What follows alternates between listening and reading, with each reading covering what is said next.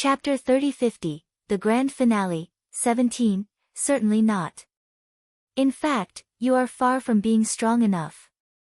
Gu Shizhou then shook her head before continuing, you must cultivate to the level of a great deity within 20 years or else you should not even bother to tell anyone that you are my apprentice.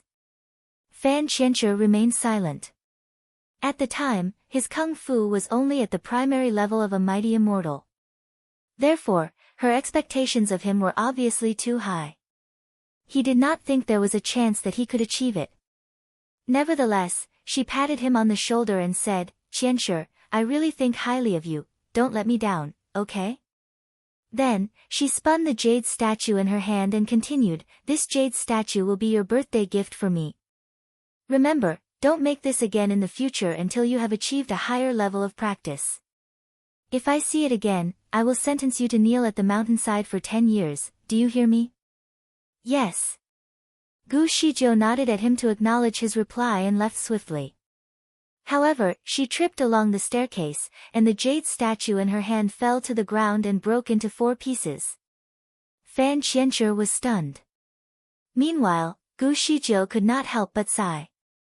It seems that even God doesn't want to see you make these things that waste your time. She then raised her sleeves and picked up the jade pieces before walking away.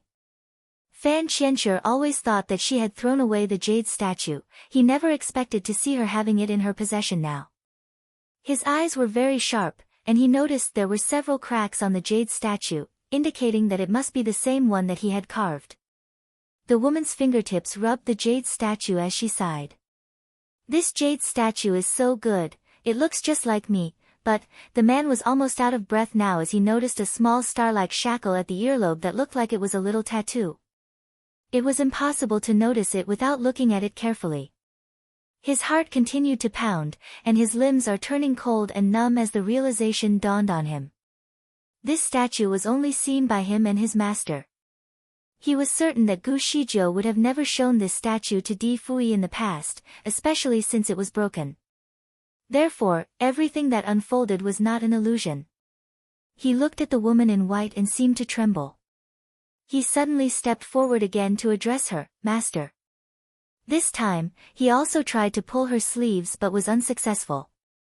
The woman that he once loved and now hated was in front of his very eyes, but he could not touch her.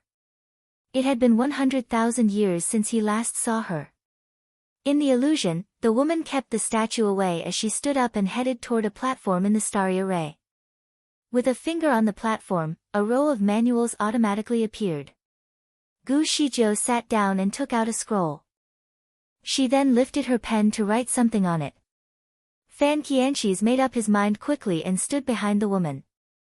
The more he saw what the woman wrote, the paler his face became. She was writing the information needed by the god of creation using an old font.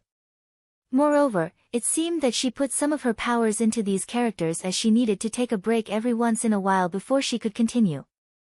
He knew about these books but did not know that his master wrote them. After his master immortalized, he learned some of the advanced techniques of the god of creation from these books. Since Gu Shizhou had not taught him these skills, he thought they were passed down from someone else. Fan Qianzhi had stumbled upon these books when he last found himself locked inside this hall. When he opened the books, the contents of these books seemed to enter into his mind automatically. Chapter 30-51, The Grand Finale, 18. Besides this, there were even some mysterious skills that entered into his body and improved his abilities drastically. The moment he got out of the forbidden land of God, he had become the new god of creation. Since these books looked old and he had never seen his master write in these fonts before, it never occurred to him that his master wrote these books. As the skills of the god of creation were obtained from these books, he thought that it was given to him by God. It was only now that he knew that it turned out to be his master's work that he inherited. He was wrong. In the end, it seemed that his master never did anything bad to him. She always regarded him as her apprentice and even left all her skills to him before she immortalized. She did not leave it to Di Fui as he originally thought. He misunderstood the entire situation for so many years. His body was stiff, and his face turned really hot as he tried to digest everything that just happened. The man's head went light as he could not believe that all his efforts for revenge turned out to be a mistake. One thing was still unclear to him, however. What happened to Di Fui in the past? When Gu Shizhou died, why did his skills improve so significantly after he came out of the temple? Back in the illusion, the woman was still writing onto the pages of the book but was a little tired. She rubbed her eyebrows and stood up for a moment. She looked at the book on the table and sighed. The kid is still not good enough.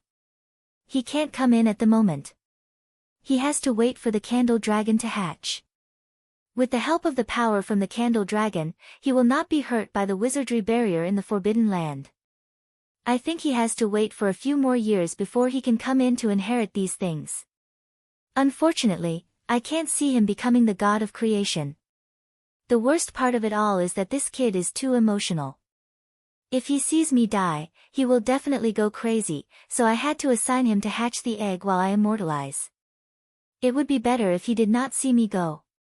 Sigh, I hope he won't hate me because of this. The woman had no outlet to speak her mind, so she just spoke to in the starry array, as if venting her emotions to it. She talked to herself and expressed everything in her heart. All the words felt like blows to Fan Qianxue. He stood there and repented his actions. At that point, it felt as if his cold heart was being splashed with boiling water. It was an indescribable feeling. It seemed to be extremely painful but also extremely warm, a mixed feeling of joy and despair. Countless emotions were intertwined in his heart and made him involuntarily tremble.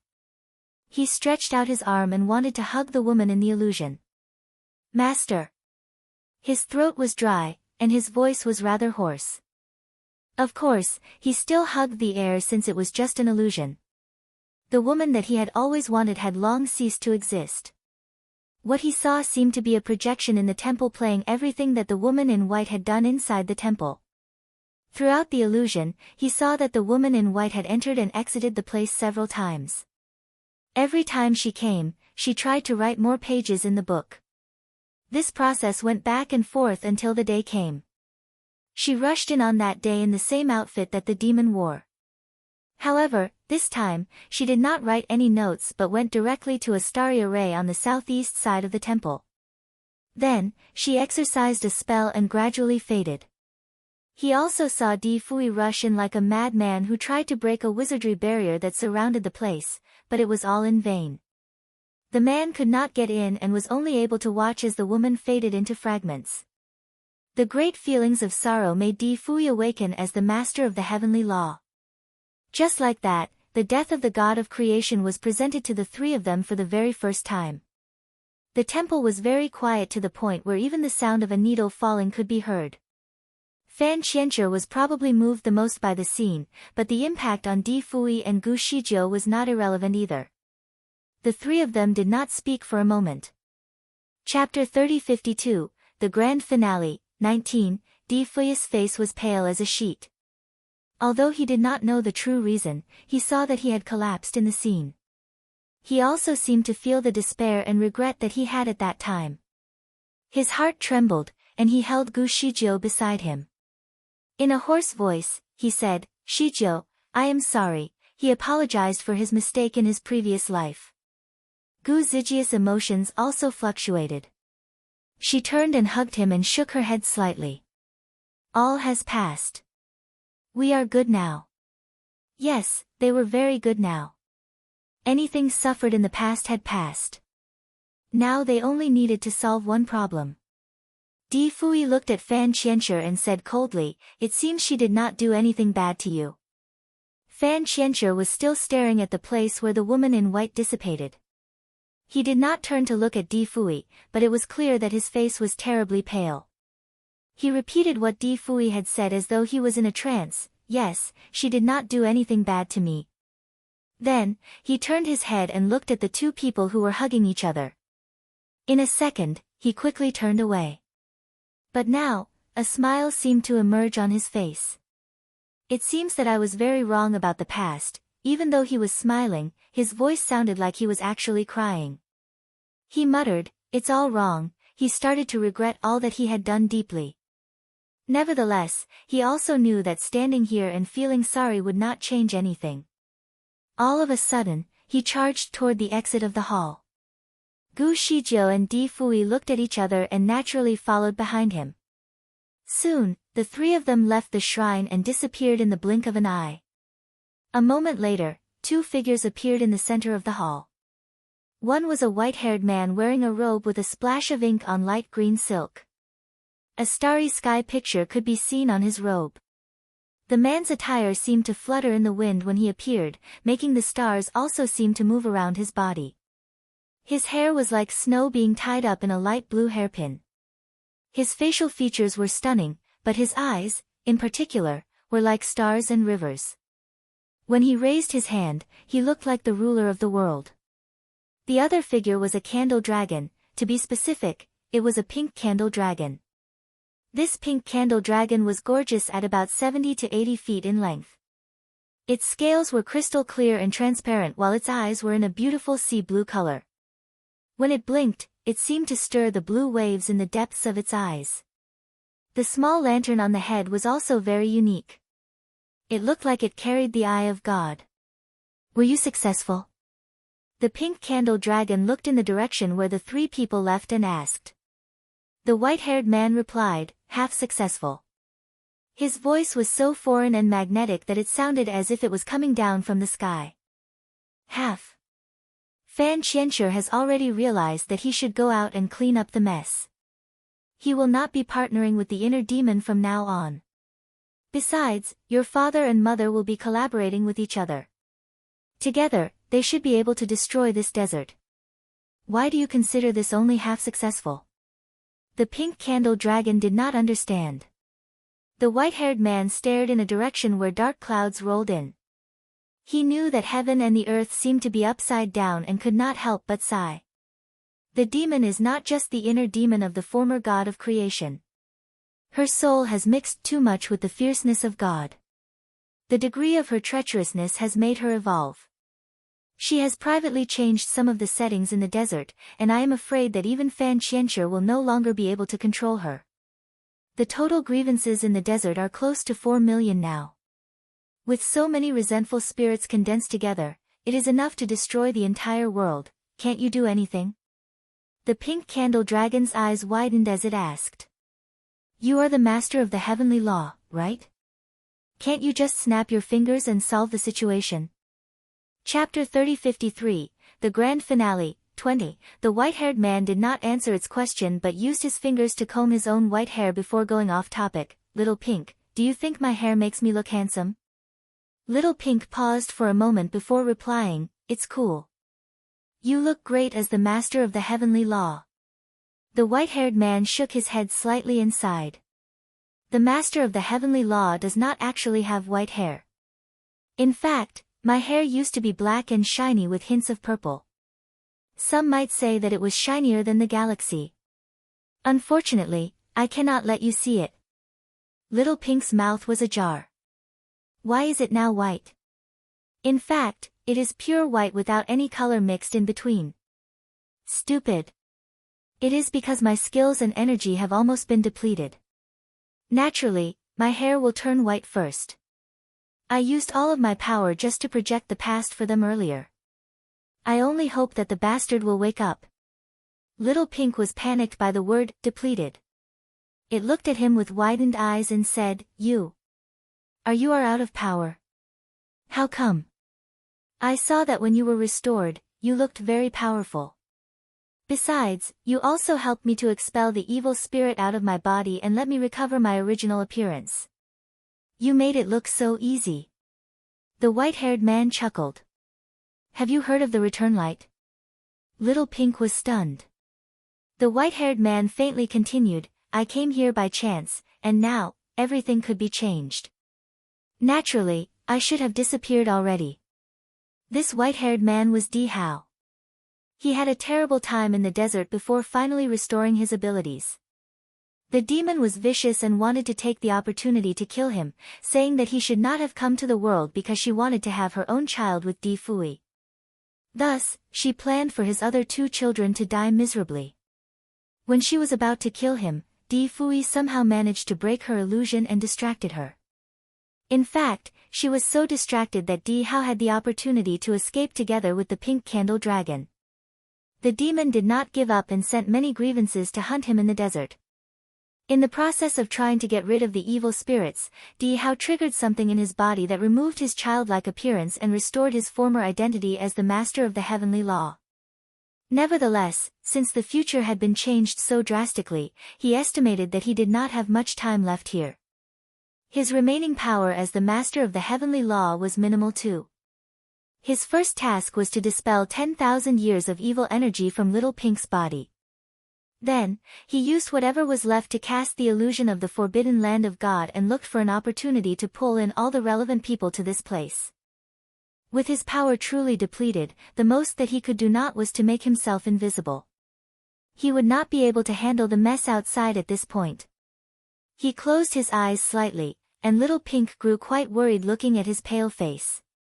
Although he was standing still, there was a glimmer on his body that suggested he could disappear soon. "Are you okay?" Little Pink used his mouth to tug at his robe but unexpectedly pulled nothing. Little Pink was stunned. You, Di Hao looked at it and sighed softly. "Little Pink, go and look for your master." Little Pink looked confused.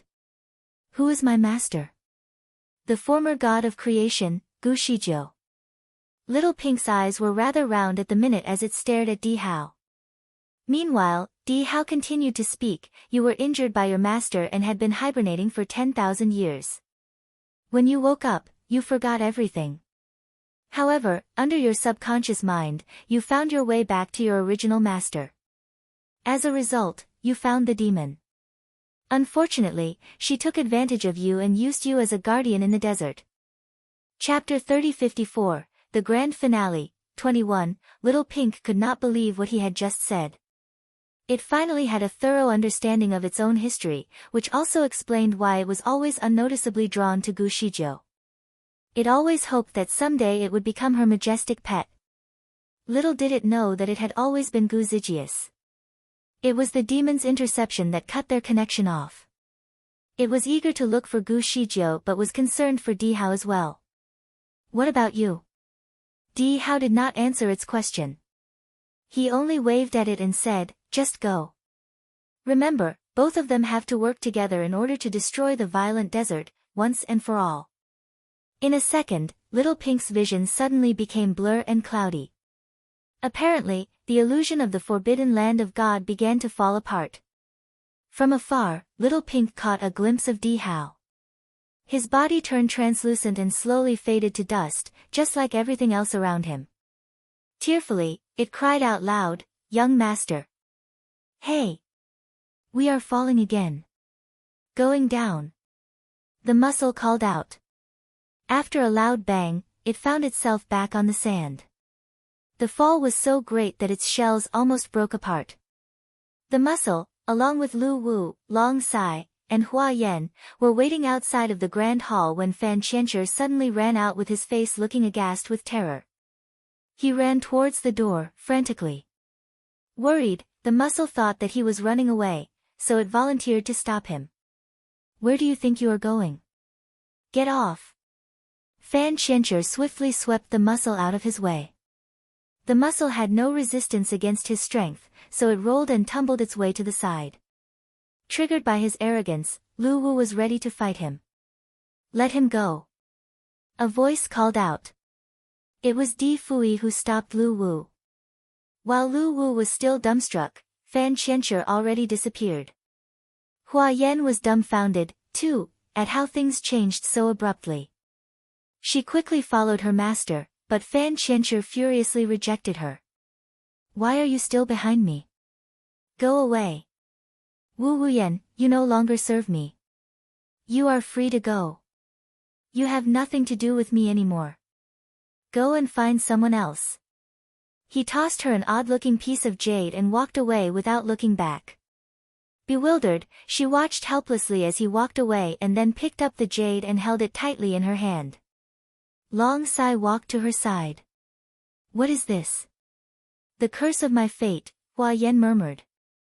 Long Sai knew exactly what it was about. Whoever holds the fate curse shall practice full power on one's life course. Fan Qianshi used to keep a curse on Hua Yan's life, so she had to obey his every instruction. If she ever misbehaved, he could always perform a small trick on the jade that would make her suffer in agony. Giving the fate curse back to her means that she was free for good. She could finally go her own way and be with anyone she wanted.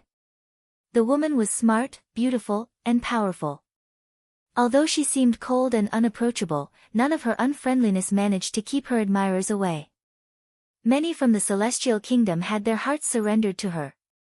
As Long Sai's master, she was treated with great respect. She had her freedom at last, but sadness filled her heart. She stood there, clutching the jade, feeling utterly lost. "Let's go," Long Sai said, freeing her from her contemplation. Oddly enough, she seemed helpless. "Where shall we go?" "They are going out now." "Let's go with them." Hua Yan finally noticed that everyone was leaving already. She put her emotions aside and joined them. Before they even made it out through the gate, the whole place was already crumbling down. The stars, the walkway, the grand hall, and the shrine, were all shaking aggressively. Like a paper house in the wind, the whole place was falling apart. Chapter 3055, The Grand Finale, 22. Fortunately, the muscle remained calm in the face of danger. "Get in here. Everyone. Let's go back the same way we came in." It improvised. Long Sai dragged Hua Yan into its shell. However, the black candle dragon hesitated for a moment. In the end, after contemplating, it decided to join the group. Lu Wu was the last one that made its way in. As for Gu Shijiu and Di Fui, they were nowhere to be seen. The same could be said for Fan Qianshi. Meanwhile, the ground in the place started to break apart as soon as the mussel sealed its shells, thus sending the mussel and the gang down a rabbit hole. Nothing changed about the desert. Perhaps the main noticeable difference was that the winds had grown stronger due to the increased number of unrelenting spirits that were busy swallowing everything in their path. Soon, the mussel found itself in the face of another great danger. The winds were approaching it at full speed. Panicked, it could not help but curse the desert. "Why are we still here in this damn place?" Even though it was in pain because of its hard fall, it tried its best to shrug off the pain since there were many people's lives depending on him. Quickly, it drilled into the ground again. The unbearable underground heat sent it back to the surface right away. It was terribly hot because of the molten rock within the Earth's crust. Its shells almost melted away due to the heat. The moment it arrived back on the surface, evil spirits were coming at them right away. Since the mussel did not want to risk going underground again, it had nowhere to run. Right at the brink of it being attacked, two powerful figures suddenly showed up to avert the calamity. "Master!" The mussel burst into tears and cried tears of gratitude as it rolled over toward its savior. Di Fui and Gu Shijiu made their way to the rescue just in time. With a wave, she created a wizardry barrier to keep everyone safe within the circle. "Where is everyone else?" "They are all here." The mussel opened up its shells. Long Sai, Hua Yan, the Black Candle Dragon, and Lu Wu were all in there. No one was left behind in the tumbling hall. The sight of all of them made Gu Shijiu feel relieved. Curiously, the mussel looked Gu Shijiu in the eye and asked, "Master, are you crying?" Gu Zijia's bloodshot eyes were wet, and tears could be seen rolling down her cheeks.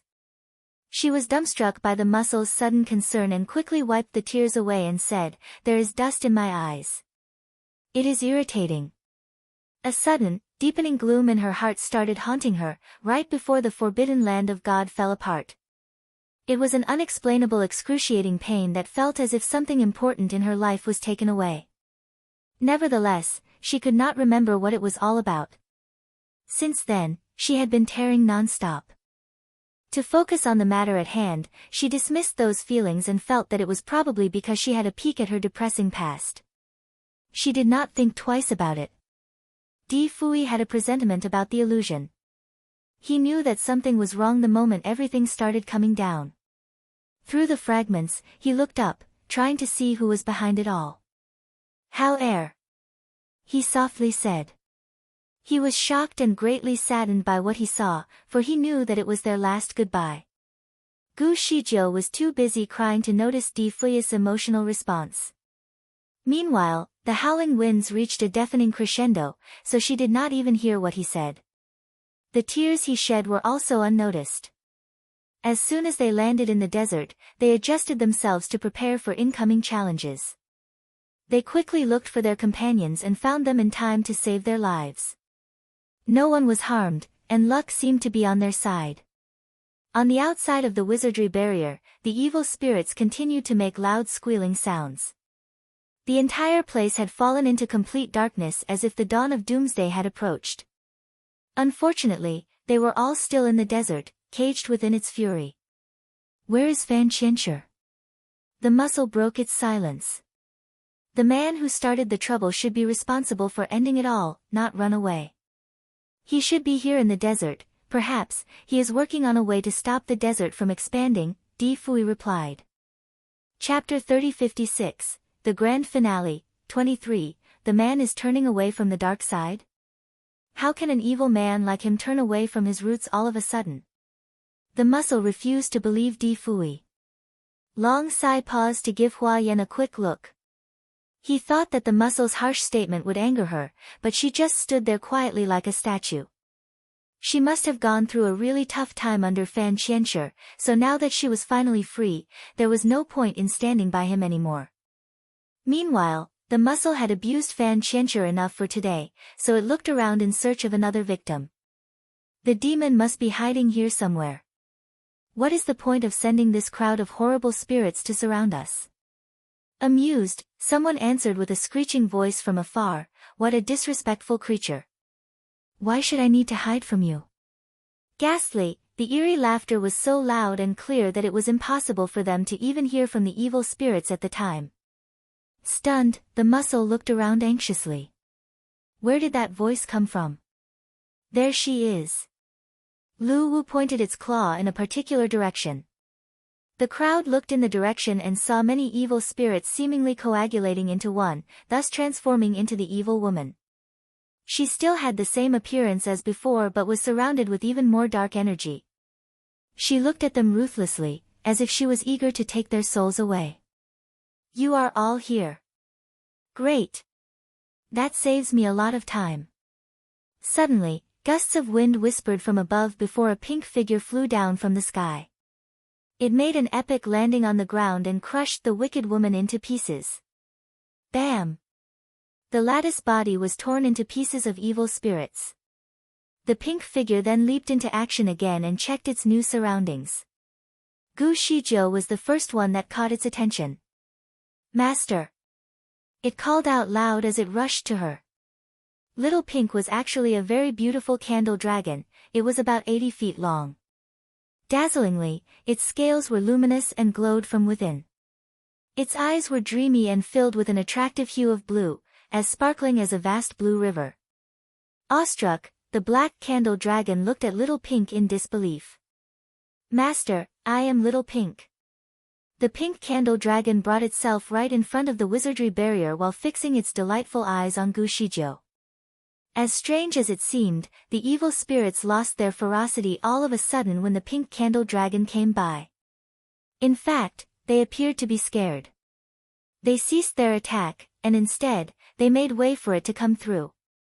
Gu Shizhou was astonished at the sight of the creature.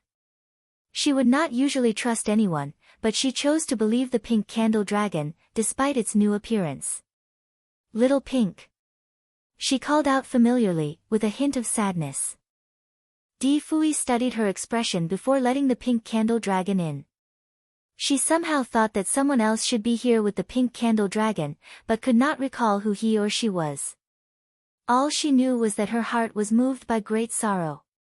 After a moment of deep thought, she asked, Little Pink, how did you become so beautiful all of a sudden?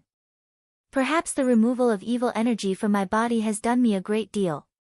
Years of immersing myself in evil energy had changed my appearance. Who removed the evil energy for you? Little Pink was trapped in the desert for many years, and yet it could never remove the evil energy on its own. Someone must have helped. Gu Shijiu was straight to the point, and Little Pink was dumbfounded by the question. It knew that someone helped it but could not remember who. Chapter 3057, The Grand Finale, 24. While it was still trying hard to recall who had helped it, the black candle dragon approached it with a look of utter disbelief. Are you really Little Pink? Little Pink could not help but roll its eyes. As real as I can ever be. Little Black was crushed. The sudden revelation saddened it. When did you become so hideous? I much prefer the chubby version of you. Get away from me. Little Pink gave it a hard slap on the face.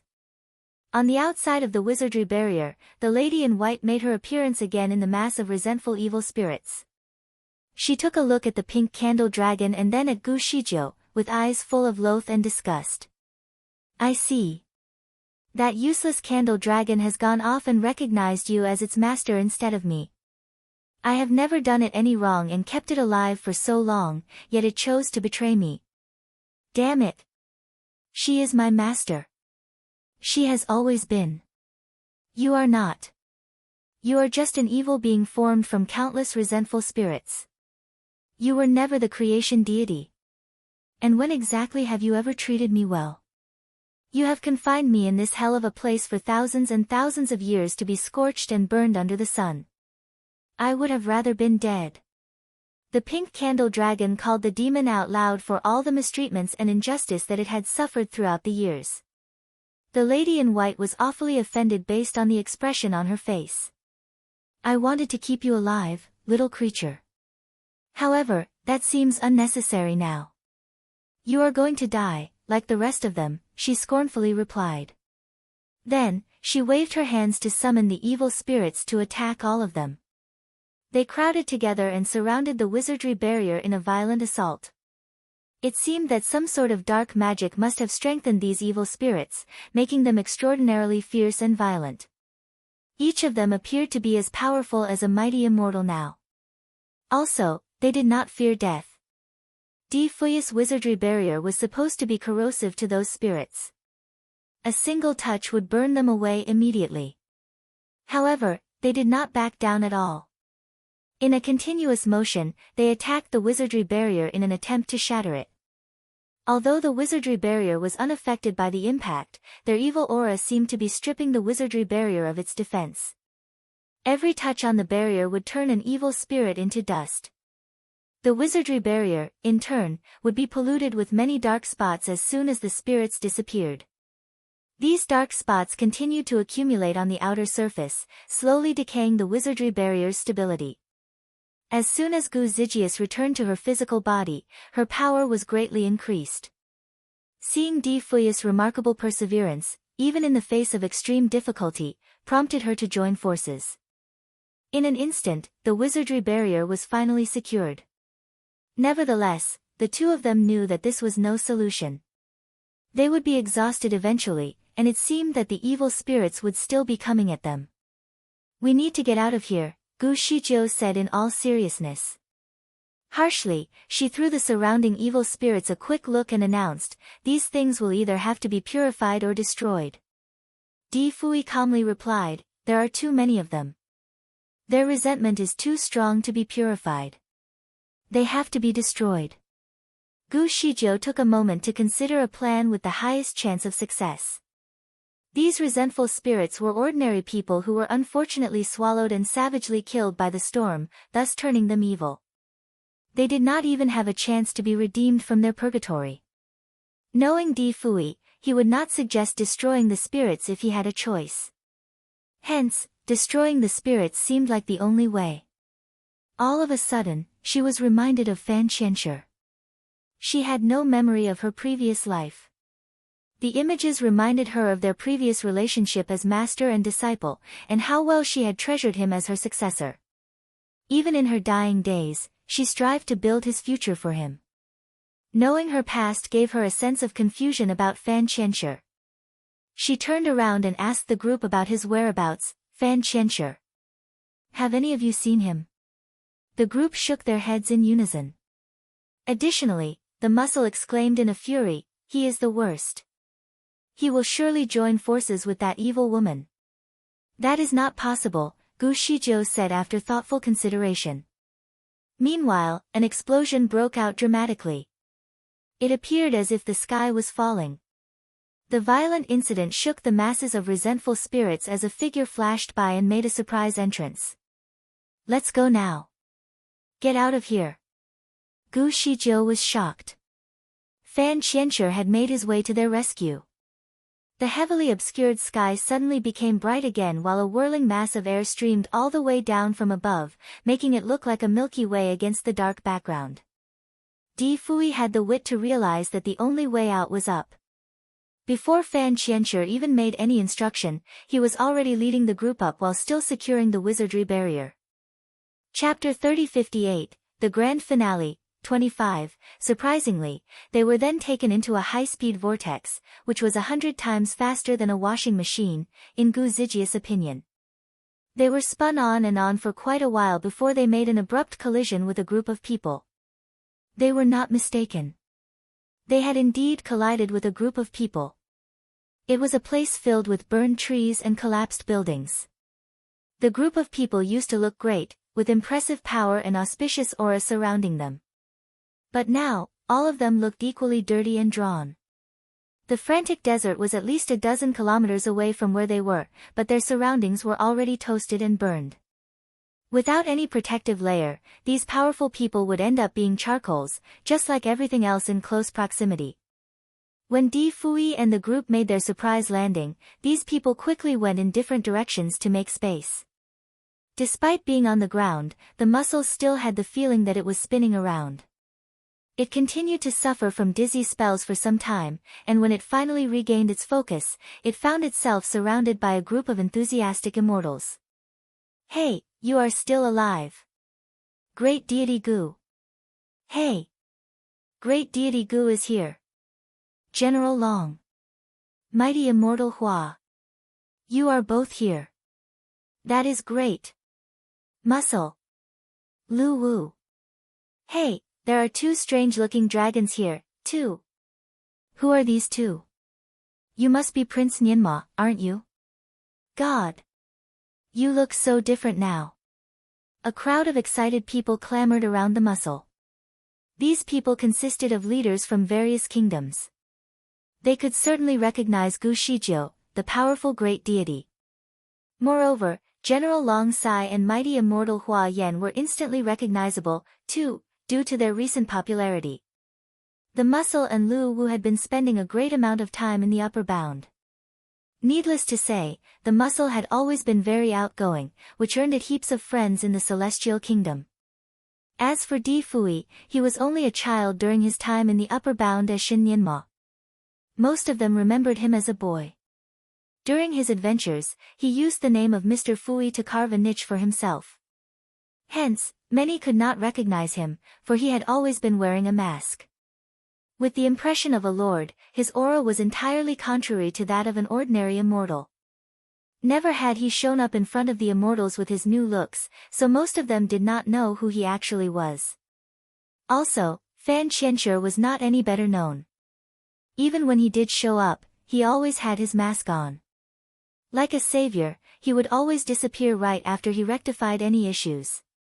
In fact, the man was known as Mr. Savior, a name made for the mysterious yet influential man. However, Mr. Savior was no longer looking like his name. His unkempt appearance and his aura were so different from how he was normally perceived. They could not recognize him at all, so no one even came to greet him. He was even less popular than the muscle. Meanwhile, Di Fui could not care less about his popularity. He looked around to study their current situation. The people here had done what he instructed the 8 mythical beings and joined forces to make a massive array formation in an attempt to control the expanding desert. Nevertheless, it was too fierce to be brought under control. In only a few hours, the desert broke loose and became even more savage, leading to a quarter of their forces to be injured. Thus, many retreated. Di Fui made a quick analysis and realized that some already left the group in order to stay safe from the impending troubles.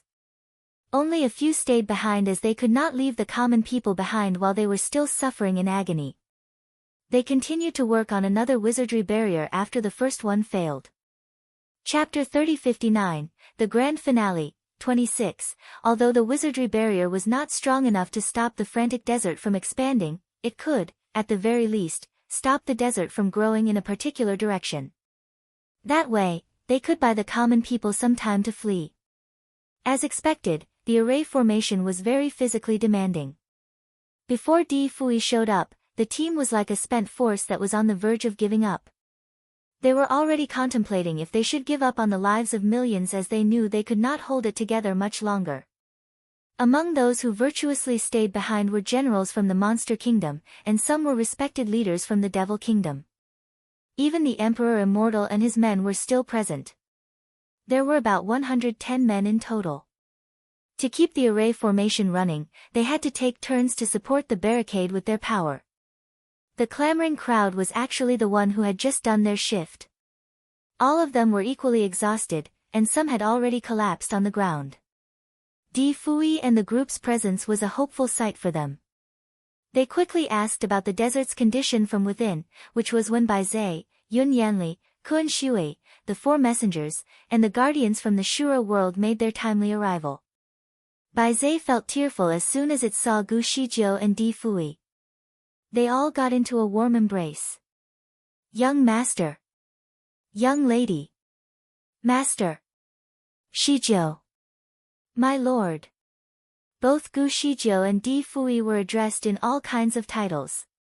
As soon as the rest heard the titles, realization dawned on them suddenly. Little had they realized that the powerful man of purple grace and elegance was actually Prince Nianma. Without a doubt, they bowed to him. It was a widespread sight of respect and submission to Di Fui all at once. Meanwhile, Fan Qianxue stood and watched quietly as everything unfolded. Di Fui had no time for socializing now. He waved his hand at the clamoring crowd as a sign to keep them quiet. He looked stern and fierce. The man's powerful aura was intimidating, so they quickly stopped talking. How can we stop it? Speak. He directed his assertion of authority at Fan Qianxue. Without wasting any time, Fan Qianxue told him everything he needed to know. It was a solution that he had come up with long before his whole plan went haywire. He had planned to keep Di Fui in confinement before injuring the demon. He would then propose an ultimate solution for everyone to seal away the ferocious desert, which was meant to be a strategy for him to gain popularity as a savior for all. He would then take over the 6 worlds as their leader. He thought that it was a useful solution to solve the problems of the desert once and for all. Even the resentful spirits could be freed from purgatory, not dusted. This method was a little complex, but not too many people were needed. Only 200 excellent fighters were requested to take part. Nevertheless, not everyone was convinced by his proposal. Kun Shui and the rest of them knew how cunning he was, so they refused to trust him and his plan, thinking that it was still part of a major plan of wickedness. In fact, they loathed him on sight, especially Yun Yanli, for he was reminded of his parents' suffering. He would have attacked Fan Qianxue if they had not been in this unpleasant situation together. As for those who did not know Fan Qianxue very well, they could not trust him completely either. He was not the man that they pictured him to be. However, Di Fui seemed convinced. Everyone, do as he says. He instructed. The crowd was visibly confused. At first, only Di Fui's men chose to obey his instructions. The rest was not quite sure if they should submit to Di Fui's authority, especially in these times of great danger. Some of them only respected him because of his powerful parents. Chapter 3060, The Grand Finale, 27. After all, it was necessary to completely deform the existing array and reset it again according to the solution suggested by Fan Qianxue. Otherwise, everyone would be engulfed by the storm in the desert. Nevertheless, the people who had stayed back were the elites of the elite. They did not usually compromise with anyone. Each of them had their own personalities, hence, when Di Fui gave his order, most people stayed in place. Some of them resisted and questioned him as they thought it was too risky. If his plan failed, the array that they were keeping together would be ruined, and a dozen immortal lives would be sacrificed too. Clearly, there were divergent opinions and a moment of confusion. Gu Shizhou frowned slightly as she knew the method mentioned by Fan Qianshi required everyone to work together. Thus, even if she forced them to compromise, they might not be convinced, and there would be a great reduction in the effect of the strategy. She wondered how she could help to dispel everyone's concerns in such a short time. She took a breath and organized a speech in her mind that everyone might believe in. But just when she was about to speak, Fan Qianshi had already started a conversation. "I'm the one who created this desert. I certainly know how it works and what is the best way to destroy it." Truth like this felt like a pot of cold water being poured into a pan of boiling oil. Everyone exploded instantly. Some could not stop cursing him, others refused to believe it, some thought that he was mad. Nevertheless, the widely perceived idea was that he deliberately said those things in order to gain attention. "Please, stop talking nonsense. This desert has existed for hundreds of thousands of years. It is older than the Divine Lord and the Great Devil. Looking at its degree of viciousness, even tens of thousands of celestial beings could not make this. In fact, your spiritual power is only as good as a great deity. I don't intend to despise you, but even 10,000 of you can't do this. You're fooling around with us. Do you think you are the God of creation or the master of the heavenly law?" When this person finished sharing his opinions, he immediately received cheers of support from most people who were present. In short, everyone laughed at him. Obviously, he was a great deity, but he regarded himself as the God of creation or the master of the heavenly law. The elites had heard about these two powerful people.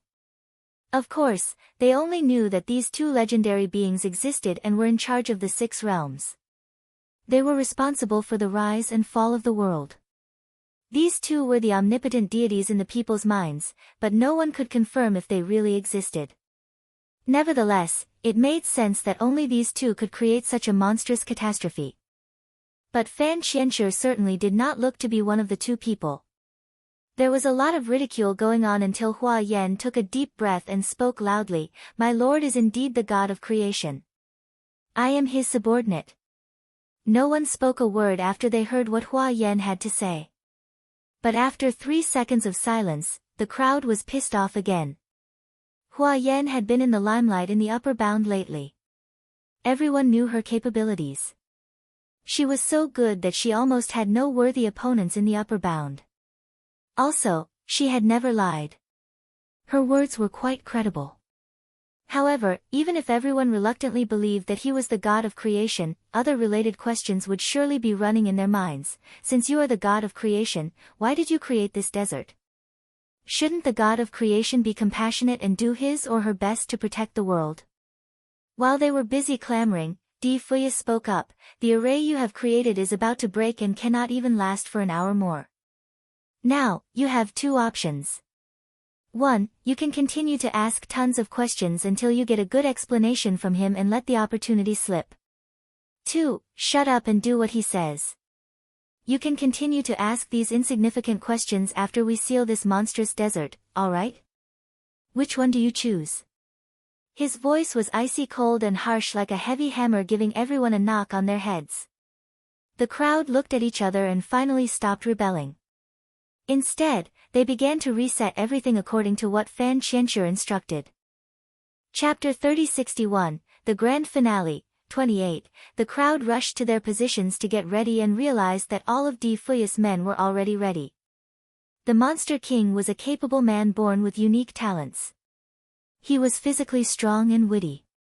His nose was tall and pointy, thus giving his face a naturally stern look. The man managed to put his leadership into proper use, and within a century, the entire Monster Kingdom was brought under his rule. Both his literary and military talents were distinguished, making him a man as dignified and noble as Shui Lan. In addition to his talents, he was a man known to be very fussy. His men dared not even say a thing that was against his words. His instructions were to be obeyed unconditionally. That was how he grew more and more arrogant. Failing to obey him would result in death. He and his men ran into Yun Yanli while positioning themselves. There was a spot that should be under Yun Yanli's supervision, but the Monster King thought that it was far more significant than the other positions, so he insisted on taking over. As soon as he arrived, he gave Yun Yanli an unwelcoming look to kick him away. Yun Yanli did not care about the unnecessary theatrics and continued to work on the array formation as planned. Impatiently, the Monster King signaled his men to put Yun Yanli out of his way. "Get out! You are too disabled to perform your duties well." Yun Yanli gave him a hard slap in return for his rudeness. The man felt offended and hated it when people called him disabled. He would have crushed the rude soldier into bits, but his duty was his biggest priority at the moment. The soldier took a hard hit and rolled away for quite some time before coming to a stop. The Monster King did not see that coming, obviously. Although the soldier was not his best, the man he chose was strong enough to defeat a general in the upper bound. Never had he thought that his soldier would be defeated by an opponent that he once thought was disabled and weak. The Monster King stepped forward and said, "I did not know that this pretty man is actually quite strong.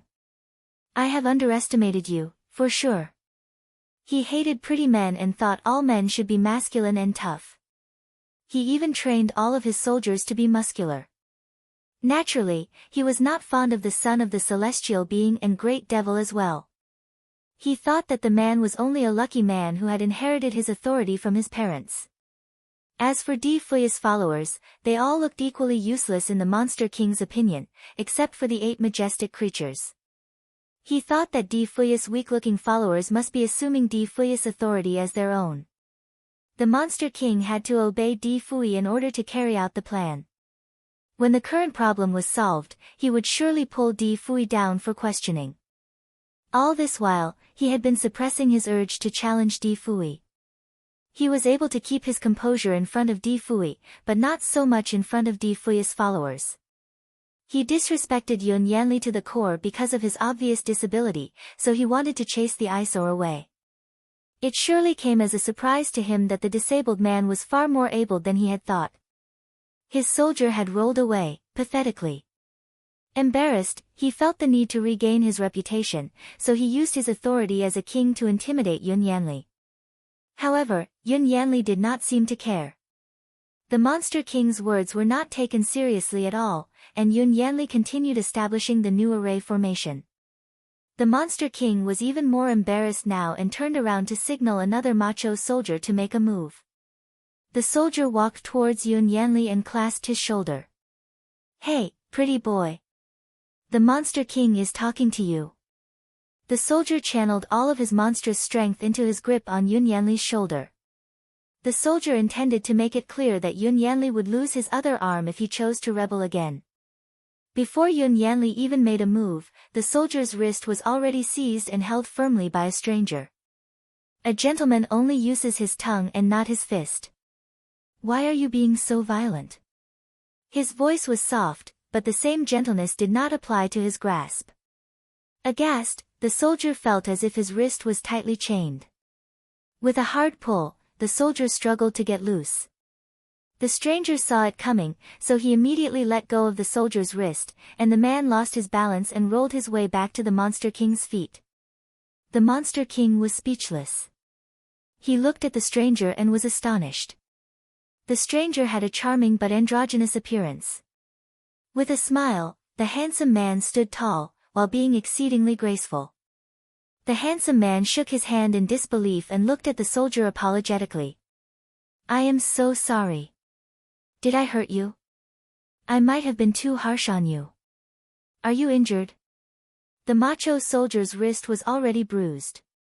He held back the discomfort and answered with a smile. "Who are you?" he politely asked, while trying hard not to make a fuss. Casually, the handsome man pulled a strand of his hair back and said, "I am the leader of young Master Dis 8 Guardians. I am here to make sure that no one is making a scene, which leads me to this question, were you just talking or trying to making trouble?" The Monster King was speechless.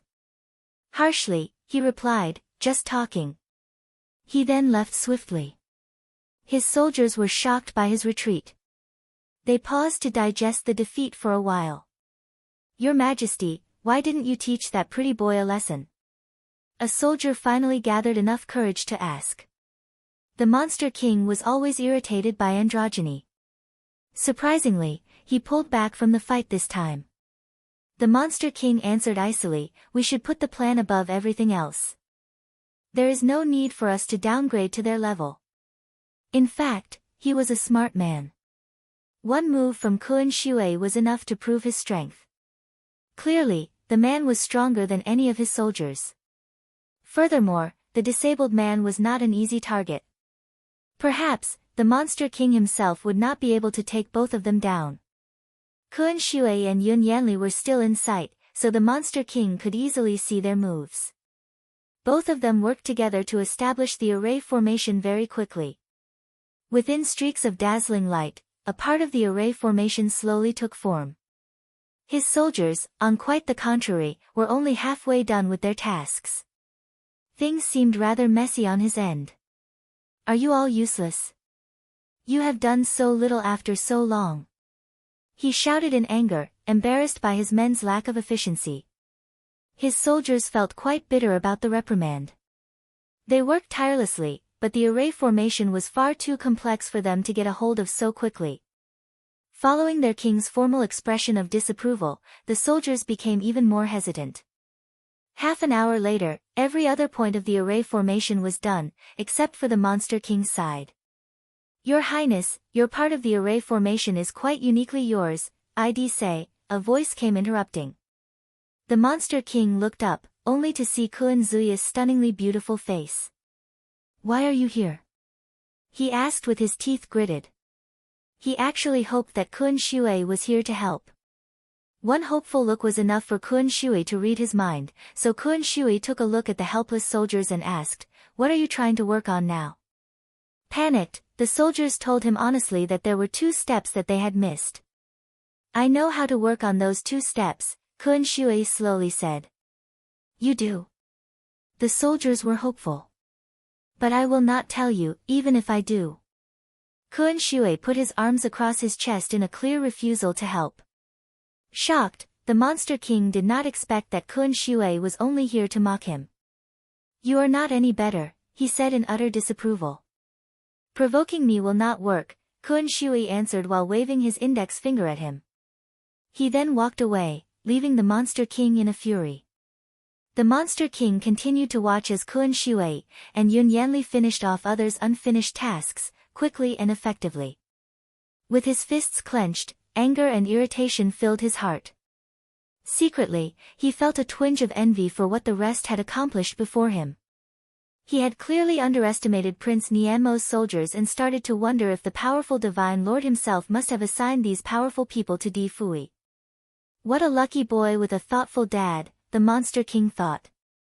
Why are you not done yet? A sudden voice came interrupting again. The Monster King was too busy indulging in his unspoken criticism to notice Di Fui's presence.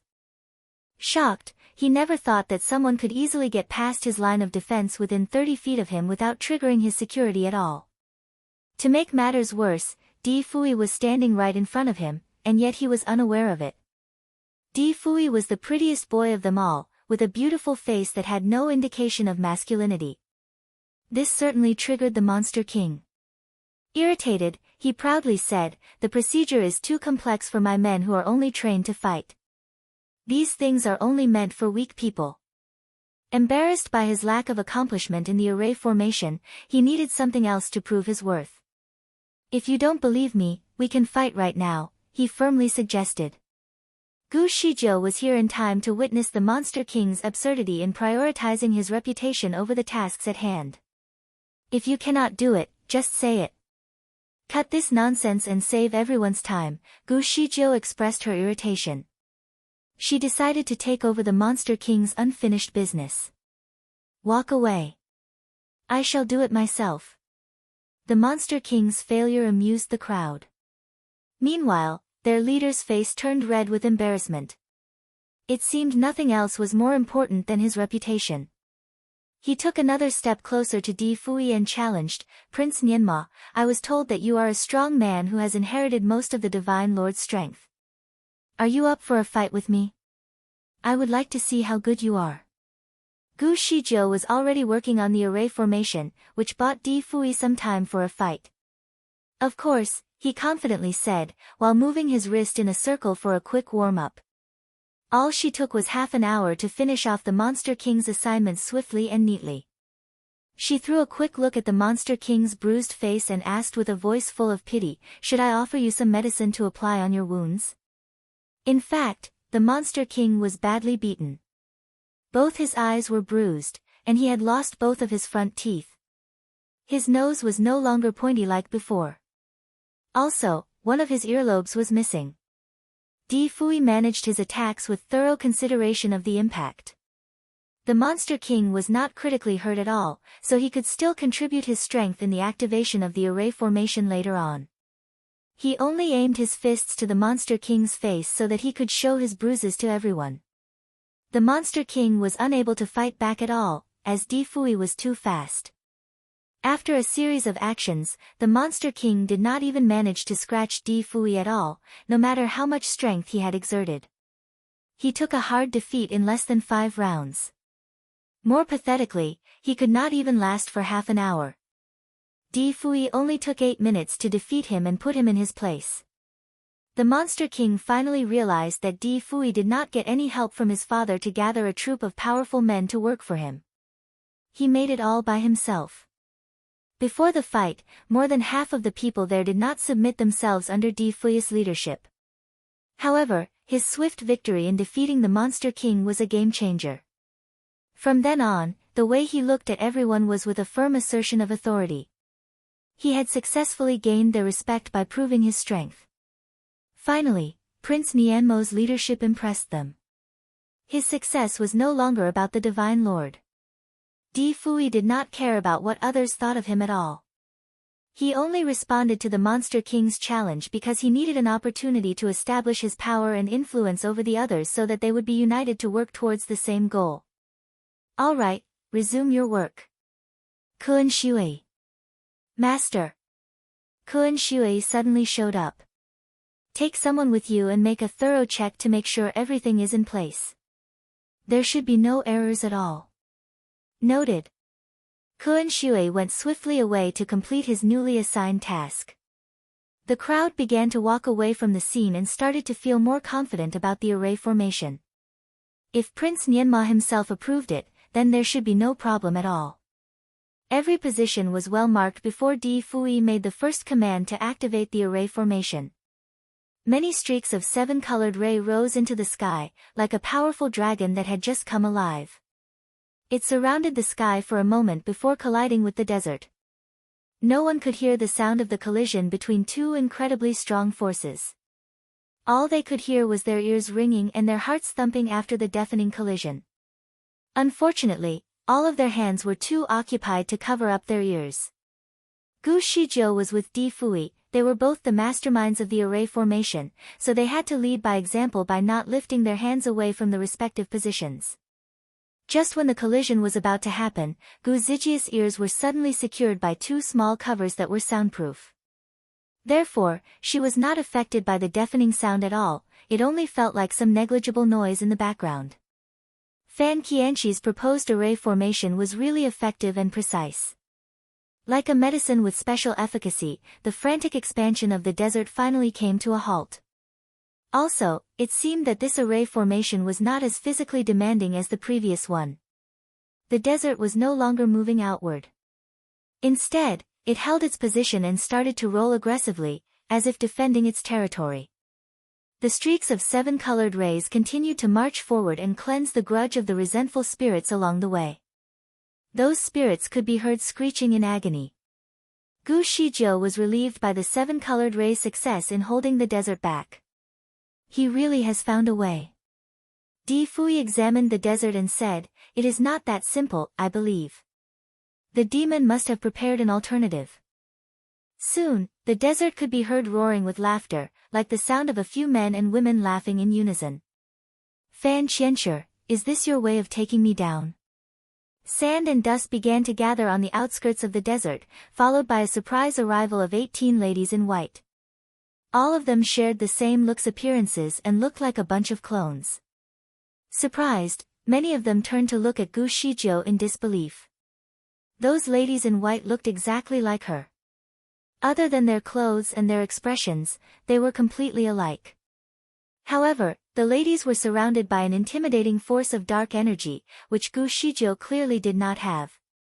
Chapter 3062, The Grand Finale, 29. The group began to get nervous as what happened next was even more threatening.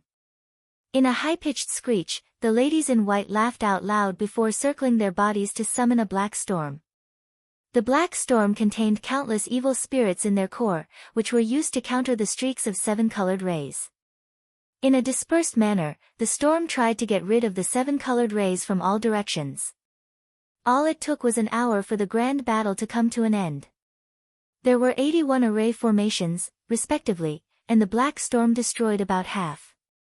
Luckily, Di Fui and Gu Zijia's wizardry barrier was a timely help. Otherwise, more than half of their forces would be sacrificed.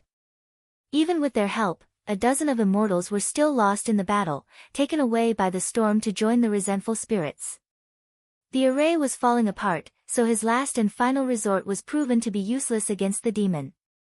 Aghast with terror, Fan Qianzhi fixed his eyes on the ladies in white, who were now laughing arrogantly at his failure. Furiously, he clenched his fists tightly. The demon had been anticipating his every move. Everything she did was targeted at his plans. Apparently, he had underestimated the demon's capability as a wheeler-dealer. The immortals were enraged by Fan Qianzhi's failure. They rose to a clamor to express their doubts and disapprovals, especially the Monster King. He had never approved of the pretty boy who had suggested this plan. Now that it failed, he and his men took the chance to insult Fan Qianzhi. Their words were cruel and hurtful. Hua Yan was standing not too far away. Triggered by the awful comments, she wanted to give the Monster King a hard slap on the face. Fan Qianzhi saw it coming and cast a spell on her to put her body in a frozen state. Shocked, she looked at Fan Qianzhi in astonishment. The man said to her, "Are you an idiot? I have already told you so many times that my business is none of your business anymore. I am no longer your master." He made his announcement in public for everyone to hear. Many curious eyes lingered on Hua Yan. Her face turned red in embarrassment as she struggled to take a step back. She stammered in her defense. Long Sai could not take the harassment anymore. He stood up for her. "Fan Qianzhi, she is doing it for you." "I do not need it," Fan Qianzhi icily said. "She is only a tool that is no longer useful to me. Why should she interfere with my business anymore?" Long Sai was clearly annoyed by his lack of compassion. The muscle became enraged as well as it was very against bullying, especially against women. It opened its shells and was ready to scold Fan Qianzhi for his unacceptably bad behavior. Surprisingly, Gu Shizhou was the one who held it back. "Master." It was perplexed by her decision. "Master, I know that you never liked Wu Wuyan as a person. She has done many terrible and awful things to you, but Fan Qianzhi's behavior is totally unacceptable. Wu Wuyan has been so loyal to him, and yet this is how terribly she is mistreated in return." It sent a directed audio to Gu Shizhou. "Fan Qianzhi is trying to help her," Gu Shizhou calmly replied via directed audio. "Huh. Fan Qianzhi has committed far too many unforgivable sins. Destroying the ferocious desert is a matter of the utmost importance, so he is safe, for now. Once the desert is destroyed, they will surely put him to justice. Troubles will keep coming for him, for sure.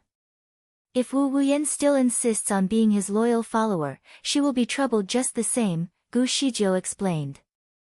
The muscle did not understand the logic in Fan Qianzhi's effort, but it decided not to commit any impulsive act. Human beings are so complicated.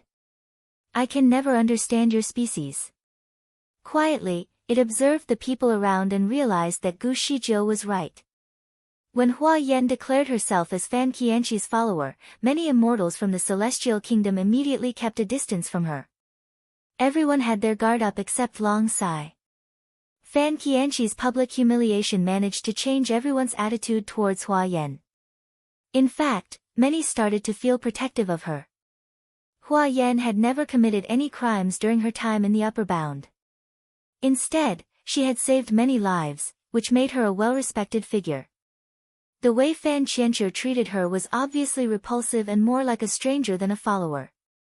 She must have done many things against Fan Qianqi's direct orders.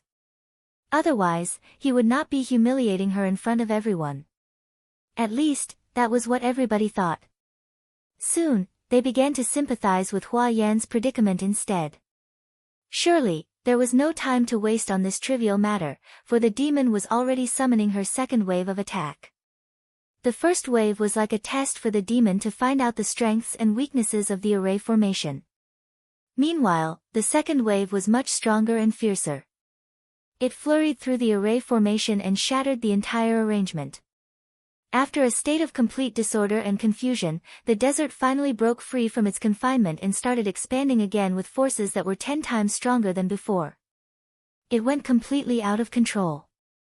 The immortals were all terribly defeated and could no longer care about keeping the desert under control. Like a bunch of helpless prey, they decided to run for their lives. Indulged in the chaos, the demon could not suppress her triumphant smile. Fan Qianqi, did you really think that you could defeat me? You have brought me into this purgatory and turned me into an unstoppable disaster that will eventually consume the 6 worlds. You plan to keep Di Fui imprisoned with my help, but you also plan to sacrifice me at the end of your heroic act. Do you still want to rule the 6 worlds? I am here to tell you that you do not stand a chance. The demon intended to damage Fan Qianqi's reputation by revealing his sins. The immortals clearly heard everything that the demon said and finally understood what Fan Qianqi had been up to. Frustrated, they never thought that the well-respected creation deity would commit such crimes. However, there was no time for blaming. There was a major city about a few hundred miles away. All it took for the frantic sandstorm was a few minutes to approach the city. It would soon engulf the entire place. Most of the inhabitants were still trapped in the city when the storm came into sight. They cried out loud with the dawning recognition that their deaths were indeed inevitable. The immortals could only watch helplessly as the violent storms approached the city. Hundreds of thousands of lives would surely be swallowed. They were greatly saddened, but helpless about their misfortune. With a feeling of great distress, the Emperor Immortal finally acknowledged their defeat. The disaster was certain to happen. Not even the creation deity could undo the harm. Furthermore, both the Divine Lord and the Great Devil were absent. Perhaps their presence would shed some hopeful light in their time of misery. He took a quick look at Di Fui. The boy was still a boy, in his opinion. He was still Shen Nianma, the son of the celestial being and Great Devil. Although his kung fu was exceedingly powerful, he was only a boy. The Emperor Immortal did really expect Di Fui to turn the situation around. All he hoped for was the boy's safety. But what he saw was not what he had in his mind. Utterly shocked, he could not comprehend the event that was going to unfold. Di Fui refused to run. He was still floating in the air and peacefully meditating. His wife, Gu Shijiu, continued to stand by his side when the black storm swallowed them both. Absolutely worried, the Emperor Immortal forgot how dangerous it was and was about to rush forward to help. Prince Nianma. Prince Nianma was the only son of the Divine Lord and Great Devil. The Emperor Immortal felt that he was responsible if anything were to happen to him. Nevertheless, the Emperor Immortal's escorts were loyal. They would definitely not let their king sacrifice his life in vain. Your Majesty. It is too dangerous. No.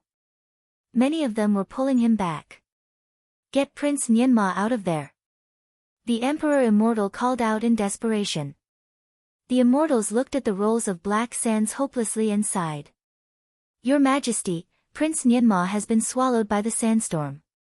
He probably did not make it. These black sands continued to march towards the city's gate. The barricades would definitely be crushed under the savagely fierce storms, and the city's defense mechanism would not stand a chance against the violent disturbance.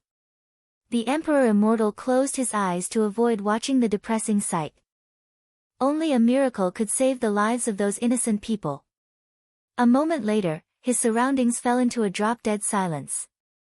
There was no screaming for help as he had expected as the storm of black sand came to a halt. His breathing was the only sound that he could hear.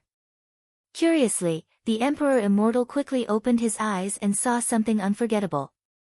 The rolls of black sands had simply come to a stop when in contact with a seven-colored wizardry barrier. The barrier was connected from the ground all the way into the sky. Though thin, it was powerful enough to put the violent storm to a stop. In a loud, squealing sound, the resentful spirits tried to break the barrier, but the seven-colored wizardry barrier remained unaffected at all. On the high end of the wizardry barrier stood a man. His purple robes were as dazzling as the sun, filling the sky with blinding streaks of light. Auspiciously, the man stood in a halo that clearly represented his divine powers. They could not see his face but could certainly feel his powerful auspicious aura. The Emperor Immortal kneeled before him in the clouds, and everyone else did the same and bowed to the powerful man. Shocked, even the common people joined in and bowed to the man of divine powers. The Monster King caught the sight of the man while he was running away. The man's face was not clearly shown, but his power as a deity was unmistakable. His legs went jelly, and he almost lost his balance as he kneeled before the man of great power and influence. It is the Master of the Heavenly Law. It is the Master of the Heavenly Law. Not many had seen the man before, but they just knew it as soon as they saw his halo of divinity. The Emperor Immortal took a while to recognize the man in the dazzling light. Of course, the sudden realization came as a shocking one. He could tell that the man was, in fact, Prince Nianma, but he could no longer look at him the same way. The man had the same appearance as Prince Nianma, but his aura was totally different. As the Master of the Heavenly Law, he was given the absolute power to govern the life and death of all beings. Basically, he was omnipotent and benevolent. There he stood, gracefully. A simple spell was enough for him to summon a wizardry barrier and shelter all the living beings in the city from the unfair torment. In a halt, the rolling black storms were kept out of reach. Utterly shocked, the Monster King gasped in disbelief. Never had he thought that the pretty boy that he disdained would turn out to be the Master of the Heavenly Law. It seemed he finally awoke to his true self. The Monster King still could not believe that he just had a fight with the Master of the Heavenly Law. He was quite ashamed of his bruises, but now the defeat was more of an honor than an embarrassment. The Master of the Heavenly Law's powerful presence gave everyone a new sense of hope. The legendary man showed up unexpectedly in times when he was needed the most. The crowd now felt that the demonic lady in the desert was hardly his match. Many curious eyes turned to the desert while waiting for the lady to show up. Meanwhile, Fan Qianqi stood in the corner and looked at Di Fui with a dampened spirit. He never thought that Di Fui would be restored to his position so soon. He looked at Gu Shijiu fixedly, who was now standing next to Di Fui. In the halo, they stood by each other, side by side. Even without regaining her power as the creation deity, her divinity was present. They looked perfectly matched for one another. The core of the desert was still actively generating power, but there was no way for it to move forward, for the wizardry barrier had totally got in its way. Soon, a dozen more ladies in white showed up at the very edge of the frantic desert. They looked the same as before. The look in their eyes was vicious and deadly as they continued to stare at the two divine figures that had clearly interrupted their business. Chapter 3063, The Grand Finale. 30 dozen of vicious eyes continued to linger on them, but Gu Shijiu remained nonchalant. The group of demonic ladies then fixed their eyes on Di Fui and softly said, "Fui, I did not know that you are the Master of the Heavenly Law." Fan Qianqi never mentioned a word about it. Oddly, only one voice was heard, even though all of them were talking. The hidden bitterness in her voice echoed in everyone's ears. About 100 volunteers showed up. More than half were men. Although they had seen many beautiful women before, the lattice charm remained irresistible. Her voice still managed to play tricks on their minds and misled them with an overwhelming sentiment to sympathize with her. Only Di Fui remained calm. His fingers moved in swift motions to start gathering 7 colored rays on his palm. "Fui, now that you have awakened to your hidden identity, I assume that you have also recalled your memory. You should be guilty of breaking up our relationship as master and disciple. My immortalization would not have come so soon if you had not been so stubborn. The lady in white stared at him tearfully and continued, "Are you going to hurt me again?" She expressed her bitterness over what Di Fui had done. Misled by her psychological tricks, many sympathized with her difficult situation. Something had clearly gone terribly wrong at this point. These men had experienced many different tricks in their lives, both physiologically and strategically. They knew that their mood was not stable, but they could not control the sympathy that they had for the lattice sufferings. The lady started to cry, which prompted some of the men to cry along as well. Those with weaker mental strength could not escape their fate of being manipulated. Uncontrollably, they began interceding with Di Fui on the lattice behalf. Di Fui looked at the ladies fixedly, feigning indifference. The seven-colored ray in his palm seemed to have grown weaker. At that time, the group of ladies took a chance and stepped forward. "Fui, are you going to let history repeat itself? Are you going to kill me once more?" Although quiet at first, Di Fui finally answered, "I am not going to kill you just once." This was the first statement that he made as the master of the heavenly law. Instead of sounding threatening, he spoke in a very soft-spoken and courteous manner. Gu Zijia's heart skipped a beat when she heard him speaking with such a gentle, quiet voice. "Fui, I knew it," the ladies responded delightfully. To their disappointment, a dozen streaks of seven-colored rays were abruptly launched at the ladies, all at once. It was an improvised attack that the ladies did not see coming. Meanwhile, Di Fui's firm voice could be heard echoing in the air, "I am going to kill you a dozen times." The dazzling streaks of light surrounded the ladies in a brilliant bubble. They started shrieking in agony, almost instantaneously. Instead of sounding like a woman, their long, high-pitched cries were actually a combination of sounds from many different men and women. The deafening noise came as a wake-up call for all the immortals that were initially manipulated. As soon as the seven-colored light faded away, the group of ladies disappeared as well. Nevertheless, the shrieks from before had sent cold chills down everyone's spine. Finally, they were fully conscious. Di Fui did not stop. With a spell, he turned streaks of seven-colored rays into countless shinning knives. With his instruction, the knives seemed to cut their way deep into the depths of the desert. The crowd noticed that the violent storm began to lose its power as if the penetrating knives had punctured it. "Di Fui, you are such a callous man." A lady could be heard screaming from within the desert with a voice filled with both bitterness and anger. "I have always been insensitive and cruel, haven't you known?" Di Fui immediately cast another spell. "Don't bother taking up more forms of your same old self. No matter how many show up, I will destroy them all." He then waved at the turbulent storms and tore the desert apart, revealing the resentful spirits within that were moving violently in a circular motion. Everyone could finally see what the desert actually looked like from the inside. It was all but a horrifying sight. They had never seen so many resentful spirits at once. The presence of the spirits caused the surrounding temperature to drop sharply, thus freezing everything and everyone who was standing in close proximity. Therefore, the immortals quickly cast a protective layer to keep the cold away. Right after the layer was made, it was instantaneously turned into ice, showing how close they were to become an ice sculpture. Before the desert was torn apart to reveal what was inside, the whole place was as hot as a frying pan. In fact, the heat was unbearable. But now, it was so cold that even the immortals kept shivering. It was not the kind of cold that they had experienced during the winter. The temperature here was piercing cold to the point where even the Monster King had to take out a big fur coat to keep himself warm. Everyone else did the same. Unfortunately, the mussels' shells were not enough to keep the cold away. "Cold. So cold," it said in a trembling voice. A thick coat was sent over to the mussel to wrap it up comfortably, and soon enough, the mussel was no longer feeling cold. It raised its head from the coat, only to realize that Gu Shizhou and Di Fui were both gone. "Master." It was puzzled and worried. Long Sai explained, "Don't worry. She is now in the desert, along with the master of the heavenly law.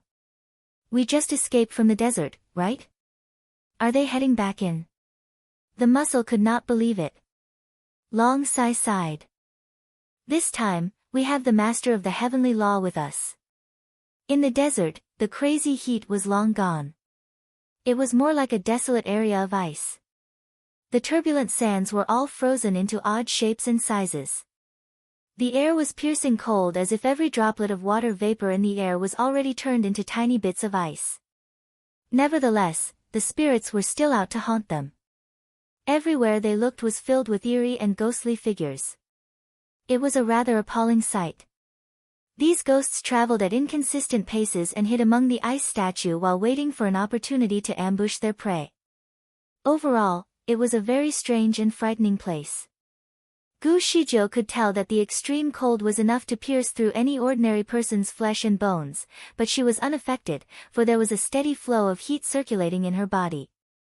Di Fui took her hand in a steady grasp and transferred some heat into her body to keep her warm even at the extremely low temperature of the place. The two had not interacted much ever since he recalled his identity. Gu Shizhou was only standing next to him, but he never even looked at her. He did not even utter a word despite their new surrounding. To be fair, there was no time for small talk, so Gu Shizhou did not blame Di Fui for their lack of interaction. Nonetheless, she could tell that he was no longer the same man. Although he still looked the same, his aura and temperament had completely changed.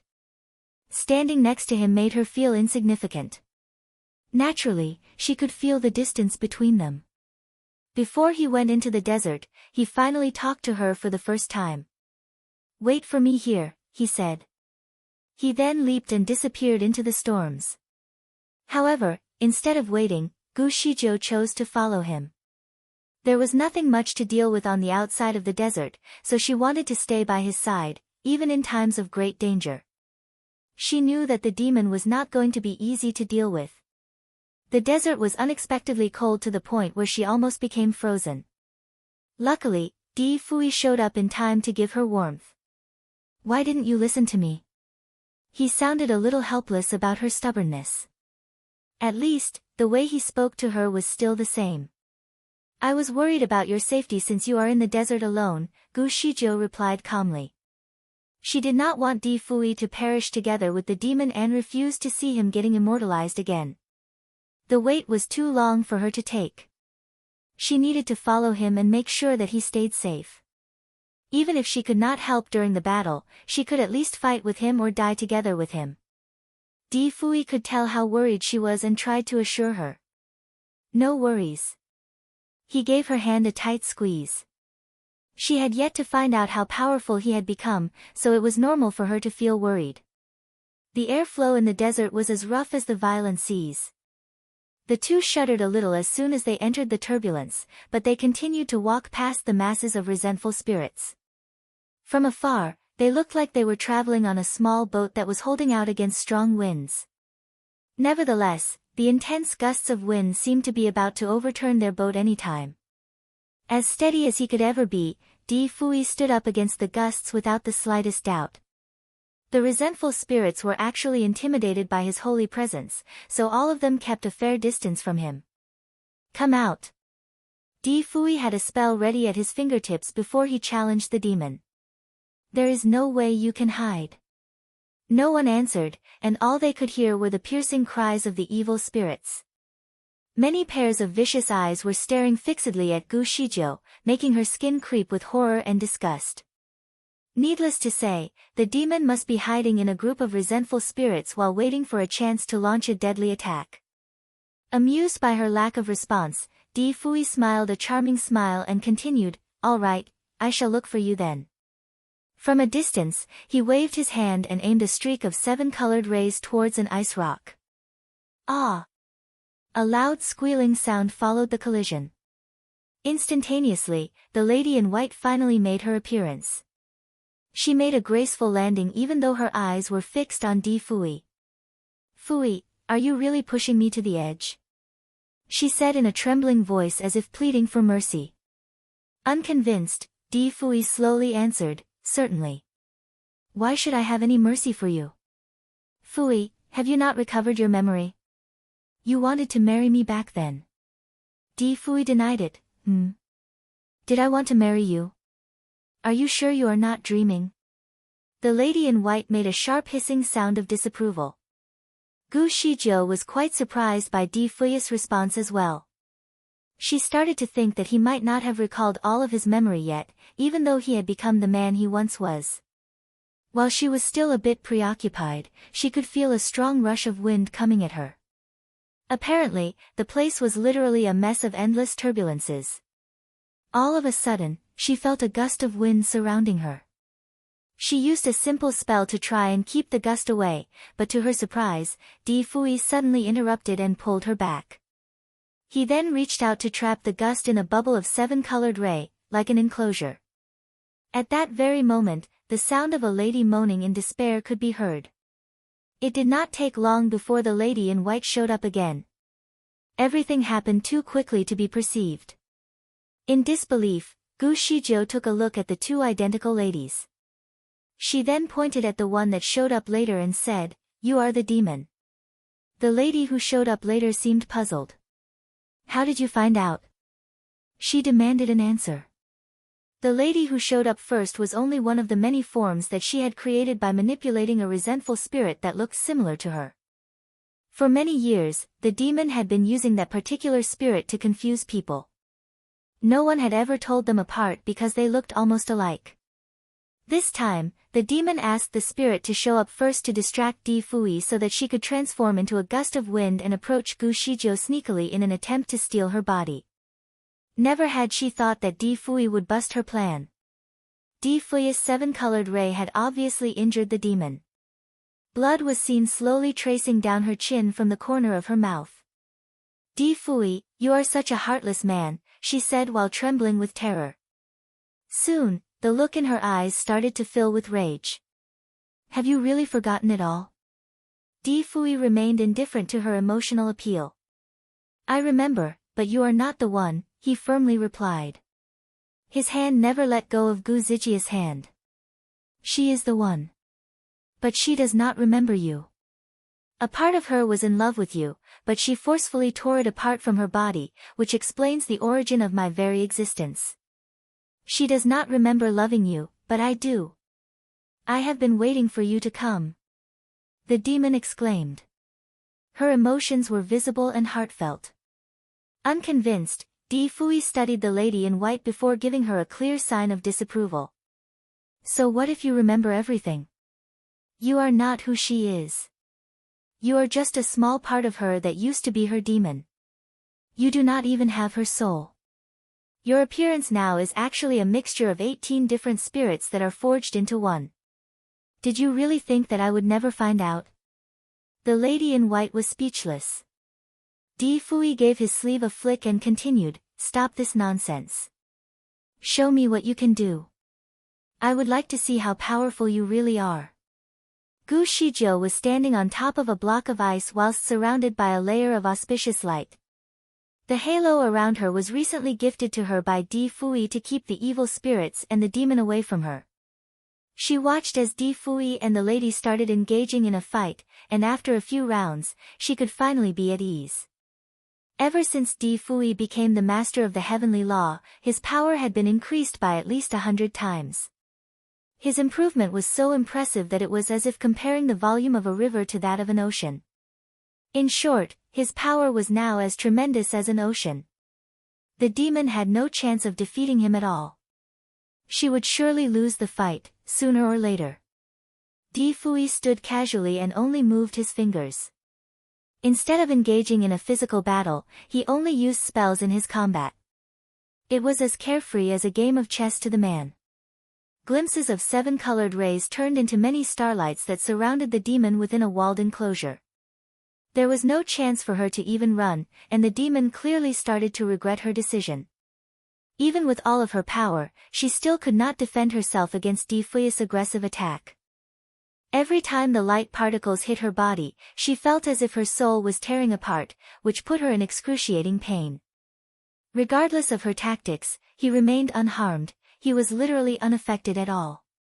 She, too, came to an inescapable conclusion that she was losing the fight, slowly but surely. Even though she wanted to escape, there was nowhere that she could run to because of the light particles used by Di Fuyi. These light particles were engraved with ancient incantations, so every time a particle hit her, it would leave a bloodstain on her body, which would eventually turn black and fade into wisps of black smoke. The fight did not last longer than an hour, and Di Fui finally stopped attacking her. The demon could no longer hold her own. She was soaked entirely in blood as if she had just been scooped out of a pool of blood. Her body was already scalded and skinned, turning her into a faint, nebulous image that flickered in the wind. The woman looked so fragile that it seemed as though she would be blown away even by the slightest gust of wind. Her face was starting to look blurry, and she appeared to be in her primitive form, the ghost of the former god of creation's unfulfilled dreams. Chapter 3064, The Grand Finale, 31, How is this even possible? She murmured in disbelief while her evil aura slowly faded away. Your level of kung fu is spectacular. I finally know why it took Fan Qianxue thousands of years to plot against you, but there is something I still do not quite understand. Back then, your kung fu was not this powerful at all. Di Fui replied, when I first encountered her, I had not fully regained my strength. Her. It was me. The demon answered with a squeal of disapproval. No, you have never been the girl I met, Di Fui emphasized once more. Fan Qianxue placed her memory forcibly into your head in order to increase your grudge against Gu Shizhou. He intended to strengthen your hostility.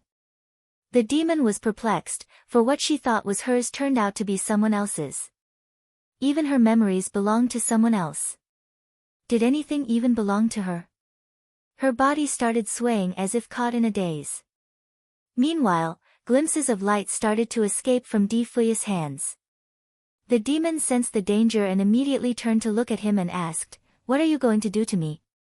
Send you back where you belong, Di Fui answered calmly. Then, flashes of 7 colored rays slipped through Di Fui's fingers and encapsulated the demon in a blinding circle of light. The demon was never supposed to exist. She was a result of many irresponsible choices. She shared the same appearance as Gu Shizhou, but her character was completely different. Di Fui had no reason to keep the demon alive. Furthermore, if she lived on, the trapped spirits in the abyss of grudge and misery would never be cleansed. Nevertheless, Di Fui did not seem heartless after all. He made sure that her suffering was minimal, for she used to be Gu Zijia's unspoken obsession once upon a time. The demon, on the other hand, was reluctant to be cleansed. She continued to struggle against the bubble of light but could not set herself free. She suddenly raised her voice and challenged Gu Shizhou, Seems like he doesn't love you at all. Look at the cruelty that he is putting me through. I used to be a part of you.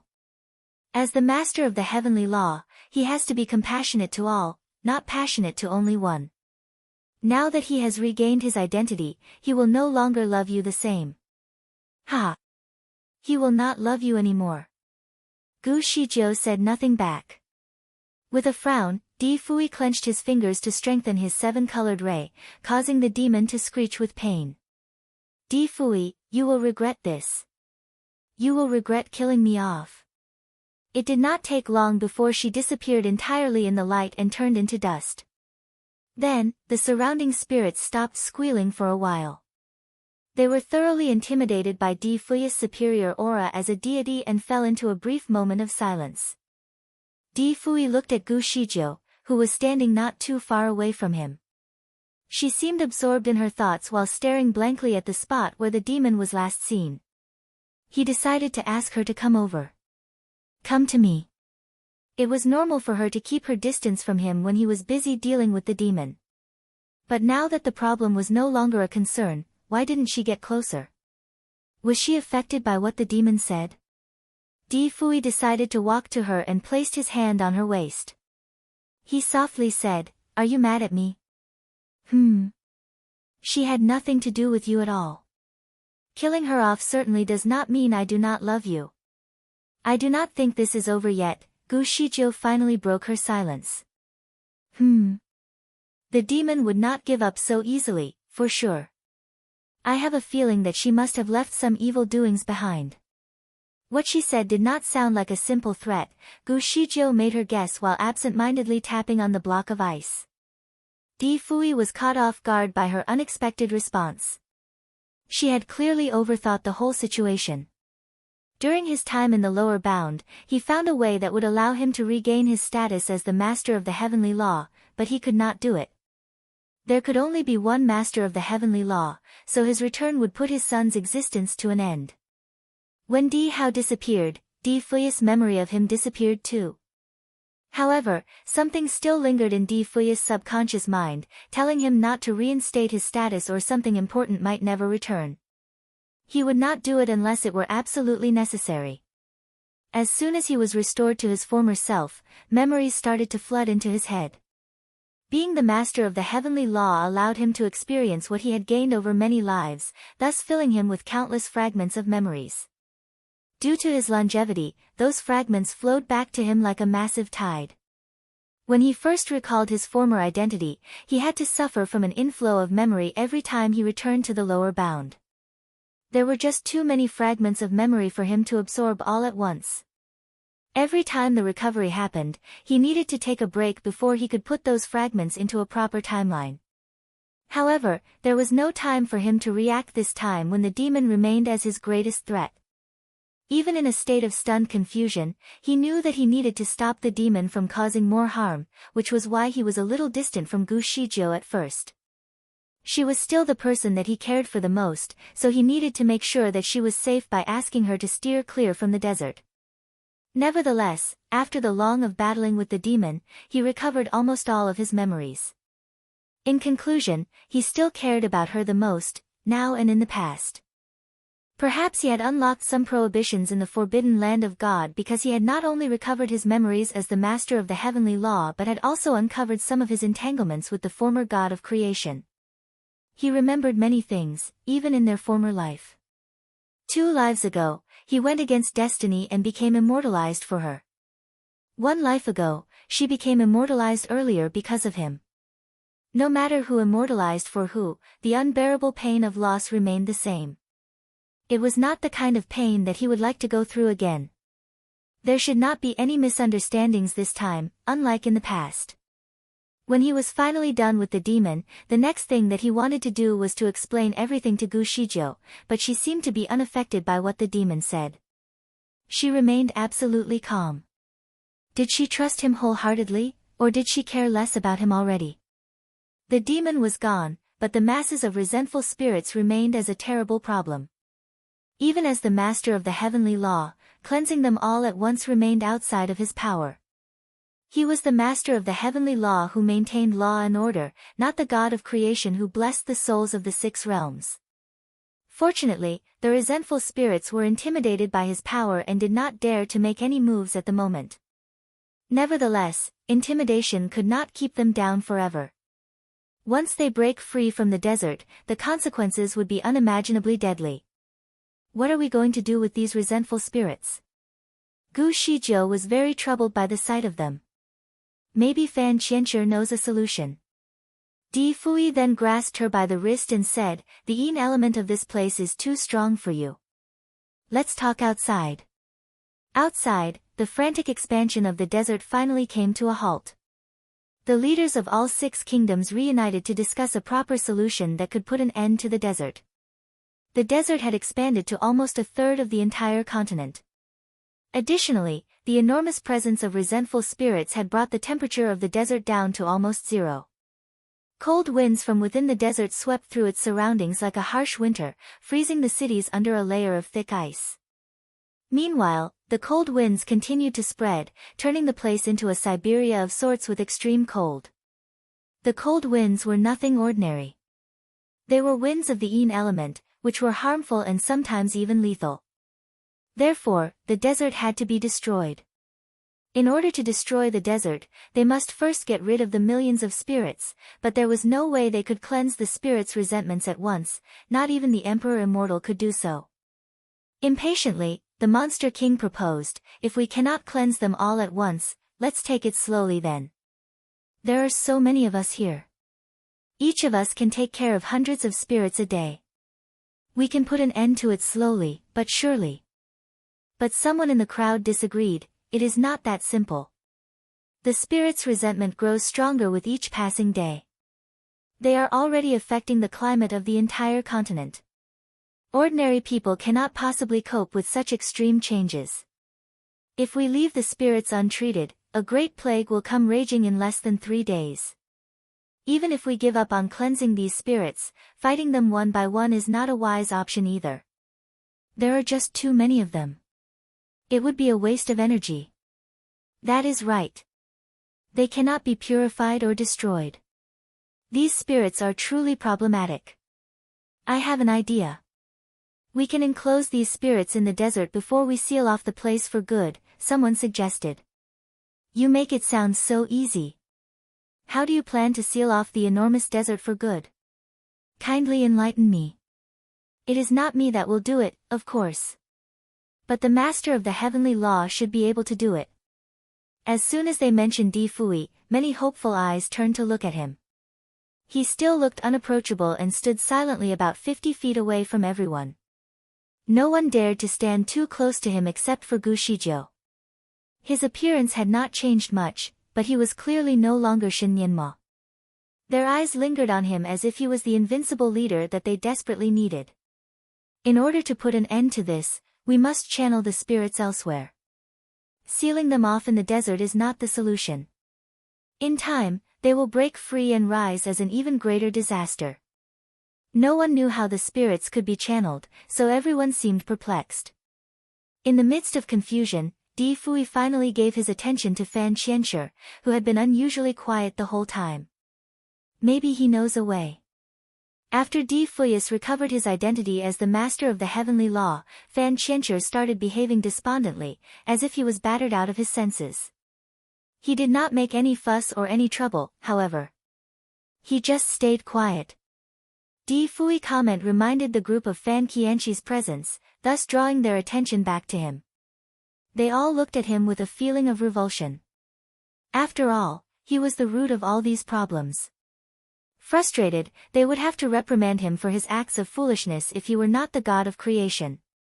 They did not voice out their disapproval verbally, but the look in their eyes said it all. Fan Qianshi was indifferent to their comments and stares. He was standing right there in the group of people but never took part in any discussions. His gaze never left the desert, even when Di Fui called his name out loud.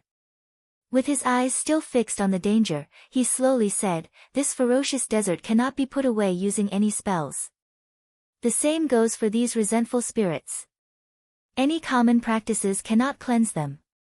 There is only one way to get rid of the desert, which is to open the Pajuo gate and lead the spirits across the gate. The red lotus fire beyond Pajuo gate has the ability to cleanse their resentment and grudge. In 1,000 years, they will be able to reincarnate." Chapter 3065, The Grand Finale, 32, Perplexed, none of them knew anything about the existence of such a gate, except for Di Fui and the Emperor Immortal. However, the Emperor Immortal only knew very little about it. He remembered reading about the gate in a very ancient book, which stated that the Pajuo gate was a gate of purification that was established by the creation deity as an act of compassion. It was created as an independent space for cleansing and purification. That was all he knew. He did not even know how the gate worked. "You are the only one who can open the gate, right?" The Emperor Immortal was rather straightforward with Fan Qianshi. Fan Qianshi answered nonchalantly, "I am incapable of opening the gate." It was a surprising piece of information to the crowd. "I know that the creation deity first established the Pajuo gate and that only the creation deity can open it. Since you address yourself as the creation deity, I see no reason why you are incapable of opening the gate," the Emperor Immortal argued. Fan Qianshi took a look at his own hands before laughing out loud. The Pusua gate is the ultimate symbol of kindness and compassion, so one must have the purest intention in order to open the gate. I have committed unforgivable sins, and many people have died because of me. Why should you be surprised by my incapability of opening the gate?" Everyone was aghast at his brutal honesty. They had never seen any deity with such audacity to be so upright about his own sins. Was the arrogant creation deity finally reaping what he sowed? Meanwhile, the Emperor Immortal continued, "You worked with the demon to create the desert. You said that everything you did was to get the 6 worlds to bow before your superiority by destroying the desert that you created in the first place. You proposed that the Pusua gate was the only way to cleanse the spirits, and yet you also admitted that you were incapable of opening the gate. How did you plan to destroy the desert in the first place? Plans change all the time. What is the point of talking about my initial plan? Fan Qianshi said nonchalantly. When he first made the plan with the demon, he never wanted to kill the demon. In order to gain her trust, he had to place a special spell within the structure of the ferocious desert. As long as the demon was alive, these spirits would merely be filled with resentment and grudge. They would not be infected by the demon's ancient evil aura. When all of his plans finally succeeded, he would then take the time to cleanse the spirits by using an ordinary purification method. At least he was confident that they could be contained. However, because the demon was destroyed, her ancient evil aura was widespread to every corner of the desert, thus infecting every resentful spirit with the evilest form of ancient powers and preventing them from being cleansed. Opening the Pusua gate remained the most effective way. Fan Qianshi had committed unforgivable sins, so there was no way he could open the Pusua gate, which was why the demon agreed to work with him. Back in the present, Fan Qianshi continued to speak in an arrogant and opinionated manner. His truculent and uncooperative behavior was especially repulsive. Nevertheless, his aura remained unquestionably powerful. Otherwise, he would have been beaten up by the group of people that were offended by his attitude. Even though they did not beat him up physically, they did not hold back on their articulate assault on all the sins that he had committed. They were fearless, for Di Fui was there to protect them. Among the crowd were also those that refused to join the assault. They only distanced themselves from him. Fan Qianshi stood alone on a rock, with no one around to stand by him. He seemed rather secluded. Perplexed, the group of people had only one question in mind. Why would a creation deity commit such great sins? Someone asked if Fan Qianshi regretted any of his decisions, but he acted as if none of the accusations mattered and even had the audacity to laugh out loud. He never felt obligated to answer anyone's questions about his decisions. Also, no amount of remorse and shame could turn the situation around. At that point, he looked at Gu Shizhou with a weak smile and said, "Master, there is only one thing that I regret." Even without any memories from her past, Gu Shizhou still acknowledged him as a disciple that she once had. "What is the matter?" She gave him a rather confused look. "You used to care deeply about me." With a bitter smile, he hoarsely continued, "It is a shame that you no longer remember me or the connection that we used to share." "What?" Gu Shizhou felt as though her heart was stabbed. Fan Qianshi continued to laugh out loud with derision. "Master, how I wish you were still the same. I am the one who started the mess, so I should be the one to end it. However, this is not something that I can accomplish alone, so please finish it off for me." Gu Zijia's heart sank. Fan Qianshi started walking towards the desert, and everyone else was shocked. Gu Shizhou knew that something bad was about to happen. "Fan Qianshi, what are you trying to do?" Fan Qianshi said nothing back.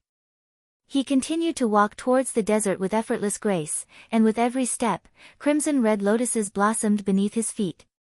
As soon as these lotuses were in full bloom, they rose into the air and danced lightly in the gusts. Instantly, he became surrounded by blood-red petals. These petals in the air served as a trigger for the resentful spirits. Almost instantaneously, the masses of spirits were drawn towards Fan Qianshi in heavy circles. Needless to say, Hua Yan panicked. The wizardry barrier that shielded the desert was transparent, allowing her to see everything that happened in there. The red petals were actually extractions of Fan Qianshi's very own blood. His blood attracted the resentful spirits, prompting them to bite and tear his flesh apart. However, the man did not defend himself or run away. He just stood and allowed the spirit to consume his body, turning his body into glimpses of red light. It was an obvious suicide. Gu Shizhou clenched her fists in disbelief. She utterly disliked the man, so much so that she wished for his death. Even the fact that he used to be her disciple did not minimize the murderous hatred that she had for the wicked man. However, seeing him getting torn apart by the masses of resentful spirits was not the ending that she had hoped for him now. She took a step forward in an attempt to help but was immediately stopped by Di Fui. He is using the Red Lotus disintegration Dharma. Once started, it can no longer be stopped, Di Fui discouraged her. What will happen to him? He is the one responsible for the development of the desert, so naturally, these spirits hold the strongest grudge against him. He is feeding his body to the spirits in order to minimize their resentment. Master! Hua Yan called out loud.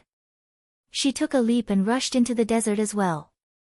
Long Sai failed to stop her and watched helplessly as she rushed to her death. Shocked, Long Sai felt the need to go after her, but the Emperor Immortal held him back. Don't be reckless.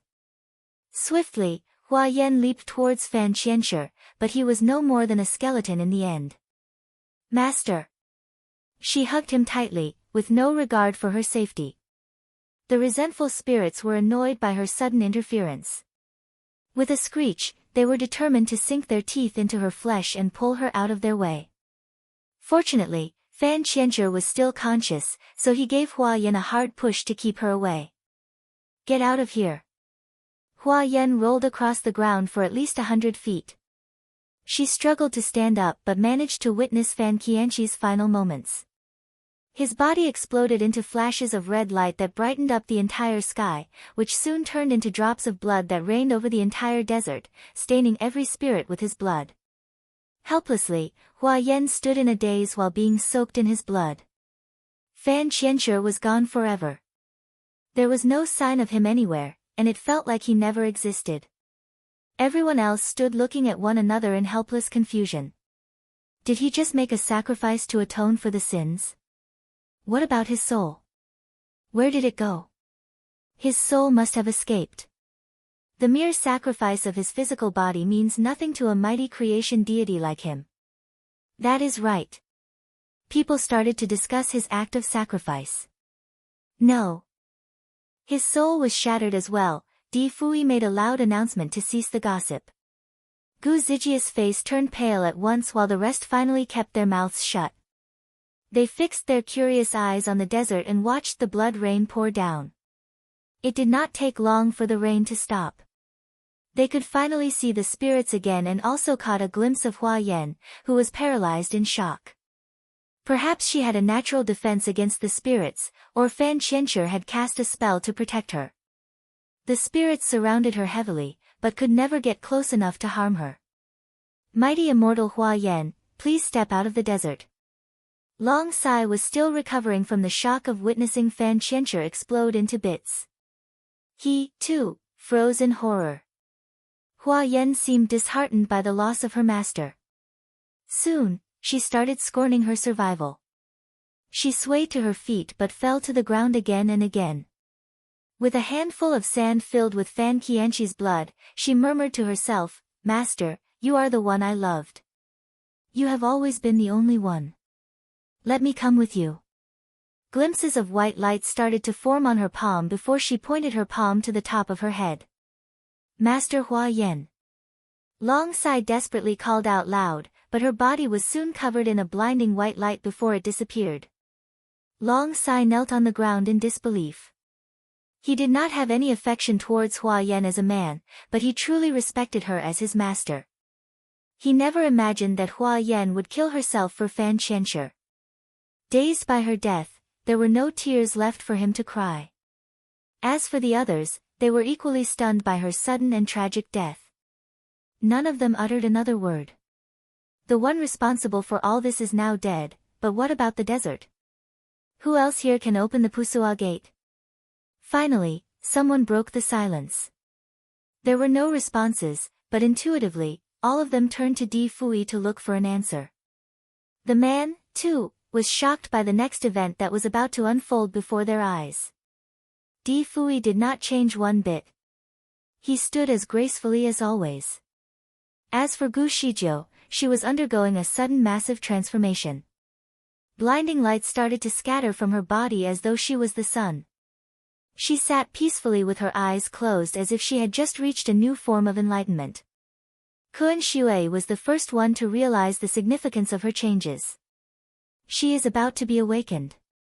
Could she be the next creation deity? A sudden realization hit the Emperor Immortal. Kun Shui snapped his finger in agreement. That is right. The Emperor Immortal was shocked, and so was everyone else. After a while, the blinding seven-colored rays finally faded away, and Gu Shijio opened her eyes and slowly stood up. I shall be the one who opens the Pusua gate. I will finish off what he started. Gu Shijio shone in eternal light, indicating that she was a deity, a superior identity that should be respected by all. Her looks remained the same, but her aura was very different. She looked almighty. After a moment of shock, the crowd then leaped into joyful cheers of celebration for the return of the real creation deity who would bring salvation for all mankind. Gu Shijio looked away from the cheerful crowd and whispered to herself, Qianshi, I will finish it off for you. A tear rolled down a cheek and disappeared into the wind. Chapter 3066, Anecdote, Sharing Peaches. Di Shiyue was a child of vivacity and high spirits. She had collected many items, mostly from Di Hao. He was her favorite person ever, which was why she liked being around him. She would always follow him around no matter where he went. He, in turn, would pamper her in every way that he possibly could. He would play with her, or sometimes even teach her kung fu. Di Shiyue was proud to have a brother who cared deeply for her, but one day, he just stopped breathing. There was no warning. He just laid lifelessly on the bed. She was very scared, feeling as if her world was tumbling down. Her parents told her that her brother was simply asleep, and they promised to do everything they could to wake him up. Because of this, her parents had to take both her and her brother's lifeless body back to the upper bound. It was a risk worth taking. They were finally back to the ninth heaven. Mist wreathed the entire Biwu Palace. It was a rather spectacular view, even better than anywhere else in the lower bound, but she was not in the mood for sightseeing. All she could think of was her brother, who was in a coma. His body was preserved in an ice coffin. As for her parents, they only gave her a few quick words before leaving hastily for their rescue mission. Her mother promised to revive her lifeless brother so that their family would be, once again, completed. After her parents left, Di Shiyue stayed by the ice coffin every day, even though the surrounding temperature was freezing cold. She would talk to Di Hao, hoping that he would suddenly open his eyes and stare back at her. She waited for the day when he would finally rub her head and tease her. Before she went to bed each night, she prayed for her brother's recovery, only to wake up in disappointment the next morning. Days went by, and her parents were still nowhere to be seen. Di Hao made no progress in his recovery, either. One day, Di Shiyue moved all of her toys to Di Hao's side and showed him each of them, one by one. Those were the ones that were given to her as gifts. Brother, when are you going to wake up? She asked. Tearfully, she stared at Di Hao in desperation. Brother, you promised to give me a 9-ring set as a gift when I finally learn to fly at least 500 miles on my own. Ever since Di Hao fell into a state of unconsciousness, she had never expressed her sorrow in front of him. This was the first time she broke down and started crying. Tears rolled down her cheeks and dripped onto his skin. She tried to wipe the tears away from his body but was taken aback by the sudden changes. Di Hao's body was slowly melting away. Frantically, she hugged him tightly in her arms. Brother! Brother! However, in a swift second, Di Hao's body had completely disappeared.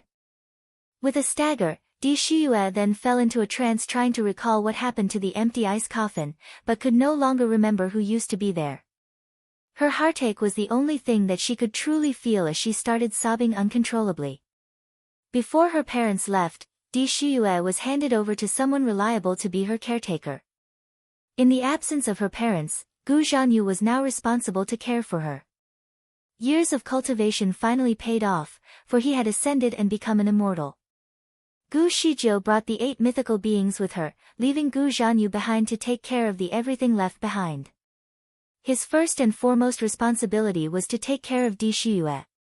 Di Zuyu's loud cries prompted Gu Zhanyu to come and check on her. What is wrong? What is the matter? Uncle. Di Shiyue rushed into his arms while sobbing continuously. Shiyue, what is the matter? Gu Zhanyu gently patted her back to comfort her. I don't know. I just feel like crying. Gu Zhanyu did not make any comment on her statement as he, too, was affected by a sudden feeling of doom and gloom. It was as if a family member of his had just passed away. He looked around and caught the ice coffin. Who used to be there in the ice coffin? He was perplexed, obviously. Di Shiyue looked at the ice coffin with her reddened eyes but could not remember. She could somewhat remember that there used to be many toys around the ice coffin, but none of those were in sight anymore. Everyone broke into celebration and excited cheers once the desert finally collapsed under the influence of the Pusua Gate. They were grateful for being able to survive the great calamity. However, the cheers suddenly went mute when they realized that Gu Shijiu and Di Fui were both missing. She had just channeled the immense power of her love and compassion in order to open the gate, thus offering a second chance for the resentful spirits in the Pusua world. Apparently, the two of them left immediately after. When Gu Shijiu recalled her memory, she felt great sorrow but did not show it on her face at all. No matter how badly Fan Qianxue had sinned, he would always be the beloved disciple that she used to cherish. For decades, they used to keep each other company and the connection that they used to share remained. No amount of time could make her forget how much she actually cared for him.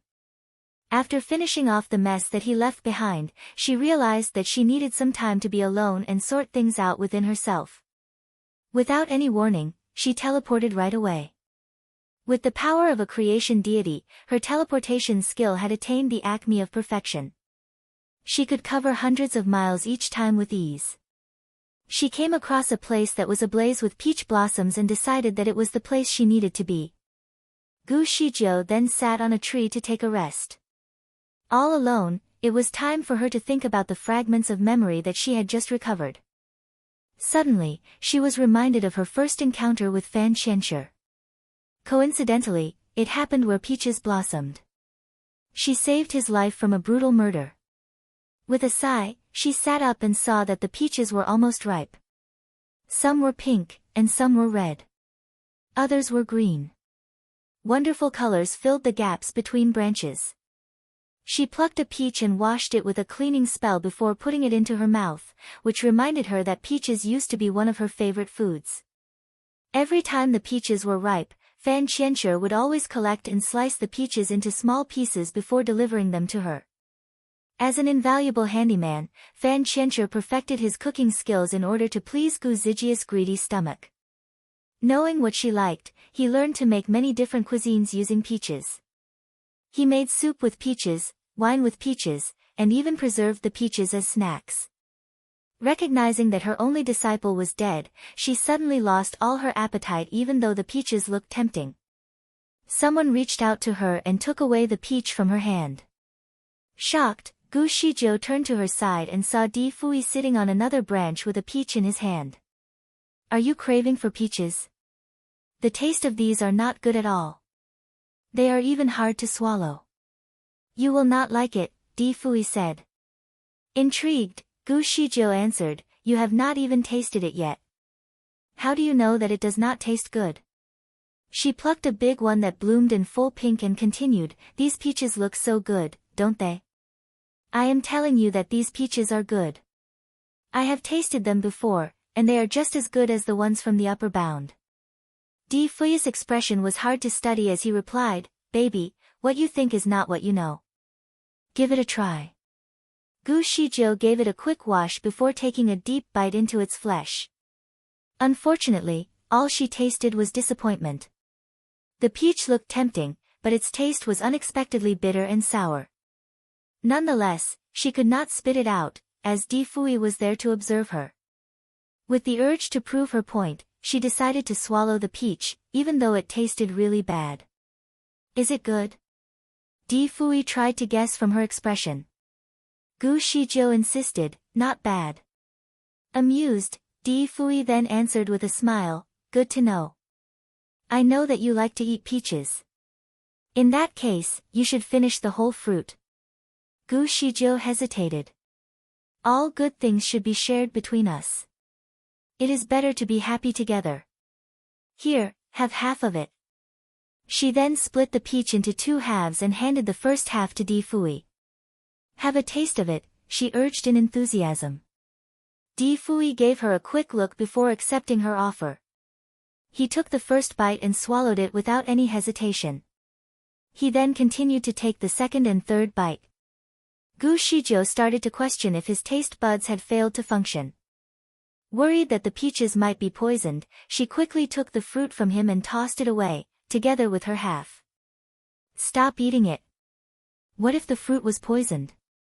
Di Fui wrapped his arms around her waist and happily said, I will accept everything that is given to me by my beloved wife, even if it is poisoned.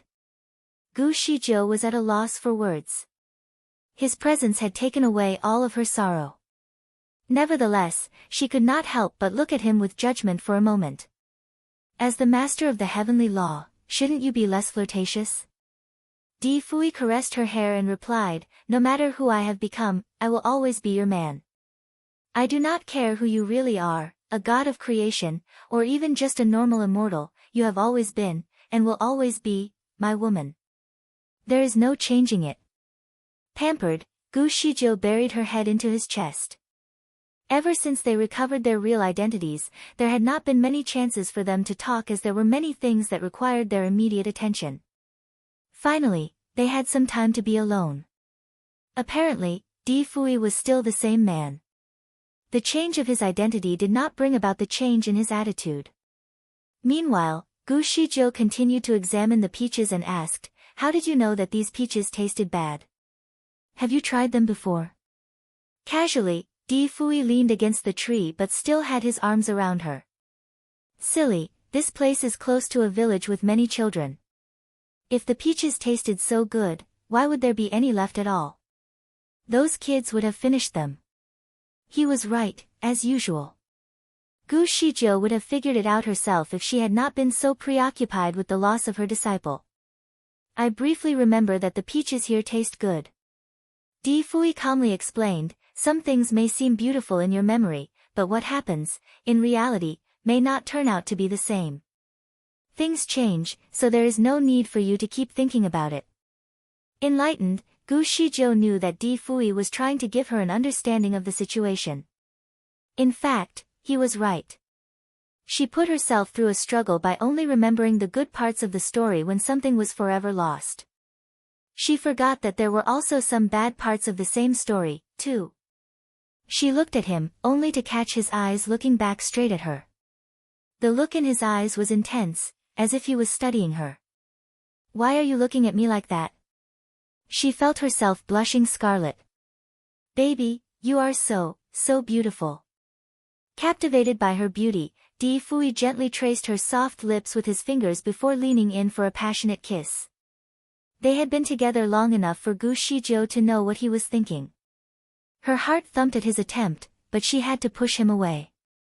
Don't you unleash your inner beast here in public. Although they were in the woods, there was a village that was really close by. They could not be sure that there would not be any visitors. Di Fui laughed out loud. Of course, let's go somewhere else. He then lifted her up. Amused, even her ears started to blush. That is not what I meant, she said while squeezing his robes in a gentle protest. This is exactly what I mean. Di Fui whispered. Shizhou, let's have a son, shall we? Chapter 3067, Anecdote, 2, Shiyue, do you want a younger brother or sister? It was a very fine day with the breeze gently caressing Gu Zijia's face. She sat on a lazy chair, looking very cozy and relaxed. She was only pregnant for 3 months, but her belly made it look as if she was 8 months pregnant. She started to wonder if she had conceived a super baby. The baby was conceived after Gu Shizhou and Di Fui were both reinstated. She was the creation deity, and he was the master of the heavenly law, so it should not be a surprise that their union would result in a baby with the best genetics. Hence, it was reasonable for the baby to grow extremely fast. At her current stage of pregnancy, it was easy for her to tell the gender of the baby, but she refused to check. She would rather keep it as a secret, just like most other pregnant women. She felt that the anticipation should be part of the process, and even her little girl was intrigued just as much as she was at the moment. Di Shiyue was already 7 years old, so she knew how to behave well now. However, she was unusually stubborn when it came to the gender of the baby. "I want an older brother." Her answer remained unchanged. Patiently, Gu Shizhou explained to her, over and over again, "Shiyue, you are my first child, so the baby can either be your younger brother or sister." Di Shiyue pinched her lips into a thin line and protested, "No, I want an elder brother to look out for me." Gu Shizhou could feel a sudden wrench in her heart. She had a feeling that little Shiyue used to have an elder brother, but the illogical thought was soon dismissed. Little Shiyue was her first child, so there was no way that she could have an elder brother. Perplexed, she wondered how the thought came by. 10 months of pregnancy can be compared to a melon. When a melon is ripe, it falls off its stem, just like overripe babies. But there was nothing special about that. As far as Gu Shizhou was concerned, some legendary men were born in extraordinary ways. She had heard of the legend of Neza, a divine warrior in Chinese mythology. His mother was pregnant with him for 3 years before he was born. Another legend told about the story of Lao Tzu. His mother went through 81 years of pregnancy before giving birth to him. In other words, extraordinary babies tended to stay longer in their mothers' bellies for longer periods. Gu Shizhou had a feeling that her baby would take a long time in her belly, as she and Di Fui were both deities, and the baby was the first union of their divine bloodlines. To her surprise, the baby had been growing really fast, and very soon, the baby was ready to be born. 4 months passed, and the baby was already eager to come into the world.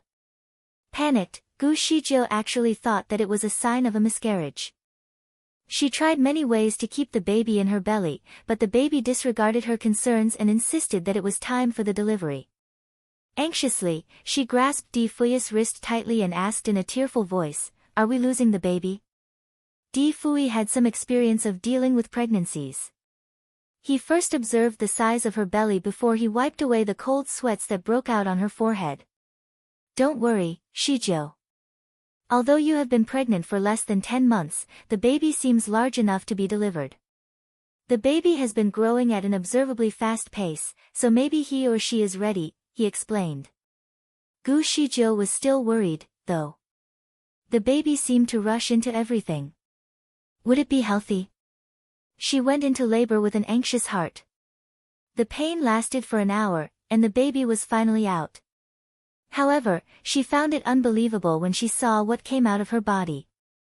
It was not a baby that came out of her body. Instead, it looked like a piece of kryptonite. The stone was about the size of a basketball with irregular edges. With a pale shimmer, it looked like a star in the sky that was viewed up close. However, its surface was not as tough as it seemed.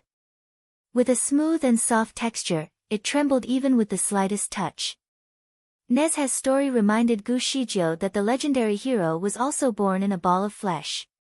The emergence of the kryptonite from her body certainly showed parallels to that, and she realized that her baby might be inside the stone.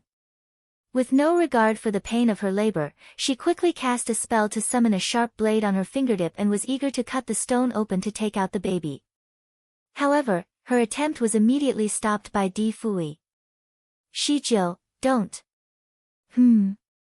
The baby has to develop from within and break the shell from within when the time is ready.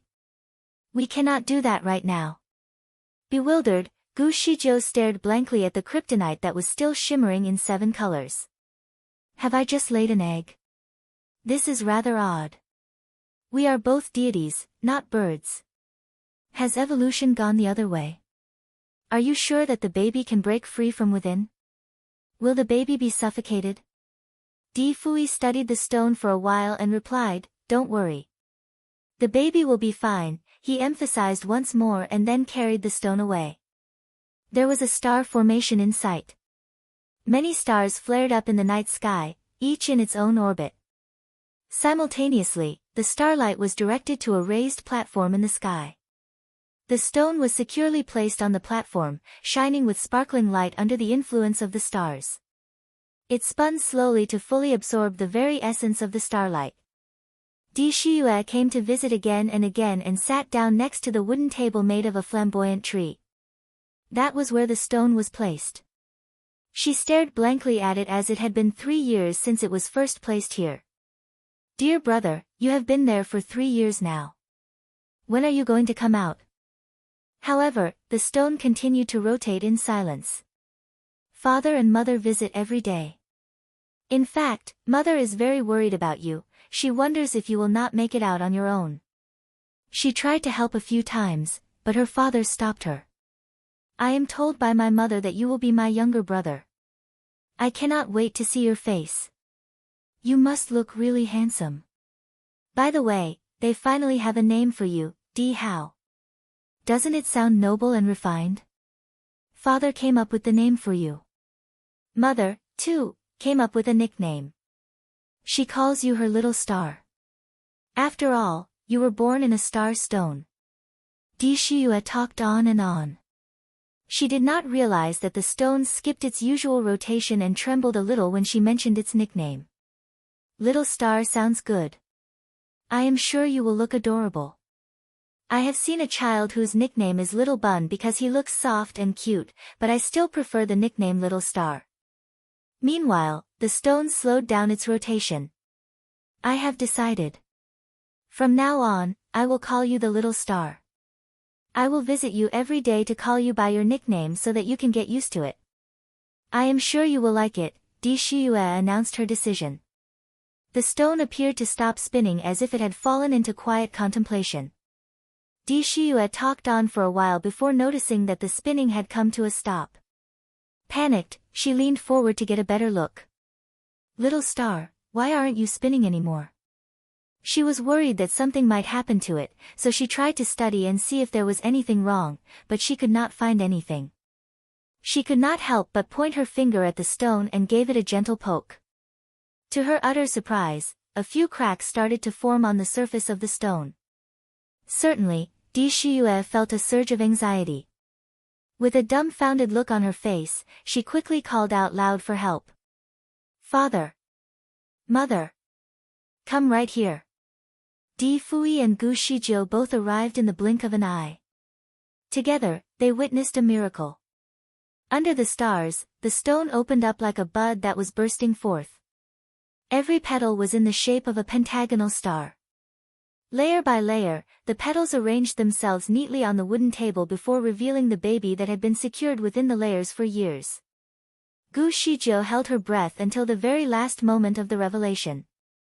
At last, her heart was filled with immense joy. The baby boy looked so beautiful with his exquisite features and looked to be about 6 months old. His body was covered in a tiny piece of clothing of royal blue, and his pitch-black hair was complete and soft. He opened his eyes, revealing his crystal-clear eyes that glistened under the starlight. He took a quick look at Di Fui, Gu Shijiu, and Di Shiyue before reaching out his tiny hands to his parents to ask for a hug. Mother! Father! As a newborn, he could already talk. His sweet smile melted Gu Zijia's heart. Eagerly, she stepped forward to hug him. However, when she called out his name, she could not help but feel a little sad, like she had finally found what she had been missing for so long. She felt as though she did not want to let go of him ever again. Di Fui seemed relieved as well. He hugged the boy closely to examine his potential.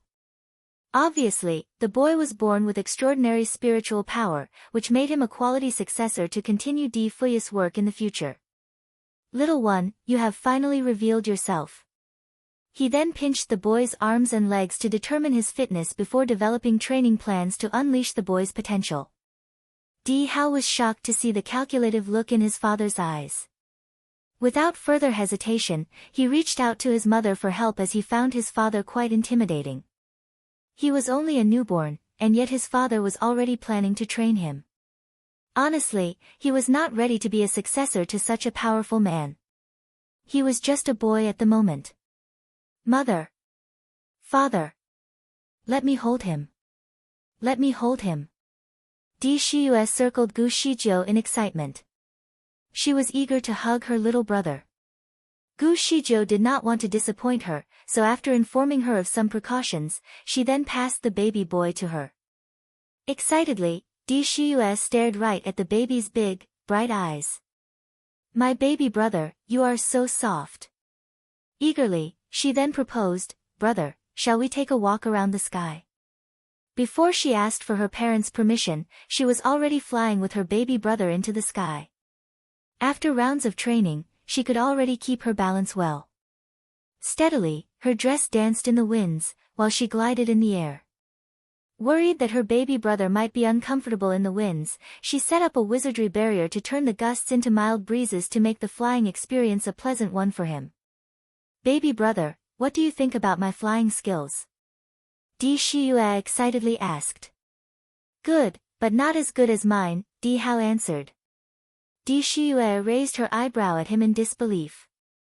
You are a newborn. How can you learn to fly right away? What if I can really fly? If you can fly, I will refer to you as my big brother. With a smile, Di Hao let go of her arms and found himself standing on a cloud. Swiftly, he then grasped Di Shiyue by her wrist and led her higher into the sky. Di Shiyue gaped at him, not believing that he could already fly on his own. You! Come, Shiyue. Don't forget to refer to me as your big brother. Di Shiyue said something else instead, little star. Not this one. Shiyue, my flying is better than yours, so you must do as promised. Come. Call me your big brother. Di Shiyue was quite reluctant to call a newborn baby her big brother. She could not do it. However, she did not want to break her promise as well, so instead, she changed the topic. She took a look and saw a happening market that was situated right ahead. Perplexed, she asked, Where are you taking me? I am getting you a set of 9 rings. Chapter 3068, Anecdote, 3, The Firmament Stone. From the very beginning, I always knew that I was a unique piece of jade. Other jades were just regular green stones, but I used to be a star stone that regulated the balance for all lives. The master of the heavenly law used the stars to exert control over everything.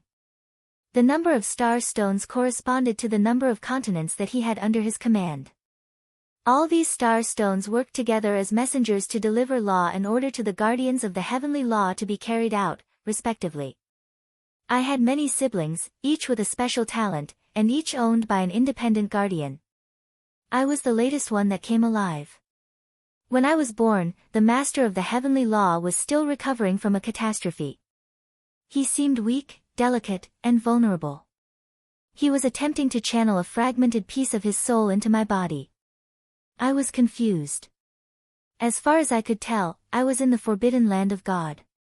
The place was covered heavily with many star stones, but the master of the heavenly law looked completely out of strength as he stood at the altar. He was caressing me while addressing me as Shijiu. Shijiu, I will not let you fade into oblivion. You have to come back. I will do everything that I can to make sure you come back. That was how I found out that the soul that I was obliged to carry was called Shijiu. However, the soul was too severely damaged to the point where its fragments were made up of thousands of little fragments. It was incomplete even if all those pieces were combined together. Besides, it did not contribute to the soul's consciousness, or at least that was what I thought. The master of the heavenly law put a drop of blood on my body, stating that the blood was, in fact, extracted from his heart. The blood had the spiritual resources that could nourish the soul's fragments back to a whole. Also, he secured a perimeter around me so that no one could interfere with the recovery. He wanted me to focus on the recovery of the soul to make sure nothing would go wrong. According to him, he needed some time to recover too, but by the time he was ready, he would perform a spell to bring the fragments together into a complete soul and revive it. In 100 years, he promised to bring her alive. However, plans changed all the time. Right after he kept me under his sleeves, he came across Fan Qianshi, who was already on the verge of breaking down. The madman insisted on trespassing the forbidden land of God. Knowing how much Shijio cared about her only disciple, the master of the heavenly law decided to go after the mad man into the forbidden land of God to save him. However, the use of a forbidden spell to gather her fragmented soul had crucially drained off most of his spiritual power. Furthermore, he had to use his remaining strength to bring me into existence and grant me the special ability to secure her soul. With that said, he was already a spent force. Perhaps Fan Qianxue was too driven by his grief and indignation, so he did not think twice before stepping into the grand hall of the forbidden land of God. The hall was shut right after his abrupt entry, so not even the master of the heavenly law was permitted to enter. He did not plan to follow his footsteps, anyway, and took his time to focus on his recovery instead. When the hall was finally opened again, Fan Qianxue could be seen slowly re-emerging from the inside. The events that followed were baffling. Both Fan Qianxue and the master of the heavenly law forgot about the existence of Shijio. I, too, forgot about her. I even forgot that I still kept a piece of her fragmented soul in my body. The master of the heavenly law used a secret spell to keep her soul hidden in my body such that without a unique method of revelation, the soul would remain sealed and undisclosed. Upon rediscovering his identity as the master of the heavenly law, he gained access to many other star stones. But as for me, I was kept away and forgotten in the very corner of his storage bag. I was not ready to waste my life away, so I waited for an opportunity to break free from the confinement. One day, I fell out of his bag and onto his chessboard during an ongoing game with Fan Qianxue. My unwelcomed arrival on the board was announced with a loud bang. Coincidentally, I broke a chess piece on the board. The master of the heavenly law picked me up to have a better look at me. "This stone looks fancy." Fan Qianxue teased, "I did not expect that we would find something so fancy from you, divine lord. From the look of its vivid colors, it looks different from other stones." The master of the heavenly law put me on the board as he said, "It has unfortunately broken one of my pieces here, so it has to replace it." I was obviously better than that chess piece. In fact, it was a downgrade for me. To make matters worse, he even offered to give me away. If Fan Qianxue won the game, I would be given to him as a gift. Fan Qianxue liked me, so he agreed to the offer and started to play with more effort. However, Fan Qianxi's skill was incomparable to that of the master of the heavenly law. He was defeated eventually, though he had tried his best. As a result, I stayed on as the master of the heavenly law's possession. I was frustrated by his lack of courtesy, for he had clearly underestimated my value as a stone of the heavenly law. One day, I decided to leave him and embarked on a voyage of discovery in the universe. I also got myself a great name, the Firmament Stone. Many years passed to the point where I lost track of time and started to forget where I actually came from. All I could remember was that I was extraordinary and that I needed to safeguard something precious. Sadly, I could not remember what it was about. Fan Qianxue and I crossed paths again, which was purely coincidental. He still remembered me. "Hey, isn't this the lucky stone?" I was offended by his terrible remark. He was the lucky one to have crossed paths with me. Fan Qianxue took me away, saying that my shimmer attracted him. He wanted to turn me into a night lamp to decorate his room. I could not fight him, nor could I accept my fate of becoming a night lamp. Therefore, I decided to keep all of my charms away and became a regular gray stone with a rough surface. Fan Qianxue knew that I was reluctant to belong to him, so he started to check on me in an attempt to restore my charm. A strange combination of circumstances led him to discover the fragment of the soul that was hidden in my body. Abruptly, he turned me off, but when I regained my consciousness later, I suddenly became a bracelet on the wrist of a mad scientist, Long Fan. I felt lost, like something in me was missing. I looked into every corner of my body, but everything was still intact. I sat pondering what had happened as it felt as if I had lost the true meaning of life. Meanwhile, life went on with the mad scientist. I had learned many skills and met many people, but nothing could bring me back the memories of my past. I had a feeling that I was meant to be a guardian for someone, but I could never remember who that person was. Long Fan said that I was a very advanced version of artificial intelligence. Being a stone of the heavenly law, I was told that I had the ability to access the heavenly laws as well. Therefore, he assigned a mission to me. He brought me across the universe and gave me a lot of information about the Feishan kingdom. My target was to find a woman named Gu Shijiu and stay by her side as her indispensable helper. When I first saw Gu Shijiu at the auction, my cold heart was immediately overwhelmed with emotions. It was her. It was always her. She was the one that I was supposed to guard.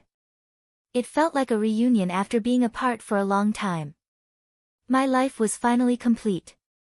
Shiyue, do you want a younger brother or sister? It was a very fine day with the breeze gently caressing Gu Zijia's face. She sat on a lazy chair, looking very cozy and relaxed. She was only pregnant for 3 months, but her belly made it look as if she was 8 months pregnant. She started to wonder if she had conceived a super baby. The baby was conceived after Gu Shijiu and Di Fui were both reinstated. She was the creation deity, and he was the master of the heavenly law, so it should not be a surprise that their union would result in a baby with the best genetics. Hence, it was reasonable for the baby to grow extremely fast. At her current stage of pregnancy, it was easy for her to tell the gender of the baby, but she refused to check. She would rather keep it as a secret, just like most other pregnant women. She felt that the anticipation should be part of the process, and even her little girl was intrigued just as much as she was at the moment. Di Shiyue was already 7 years old, so she knew how to behave well now. However, she was unusually stubborn when it came to the gender of the baby. I want an older brother. Her answer remained unchanged. Patiently, Gu Shijiu explained to her, over and over again, Shiyue, you are my first child, so the baby can either be your younger brother or sister. Di Shiyue pinched her lips into a thin line and protested, no, I want an elder brother to look out for me. Gu Shijiu could feel a sudden wrench in her heart. She had a feeling that little Shiyue used to have an elder brother, but the illogical thought was soon dismissed. Little Shiyue was her first child, so there was no way that she could have an elder brother. Perplexed, she wondered how the thought came by. 10 months of pregnancy can be compared to a melon.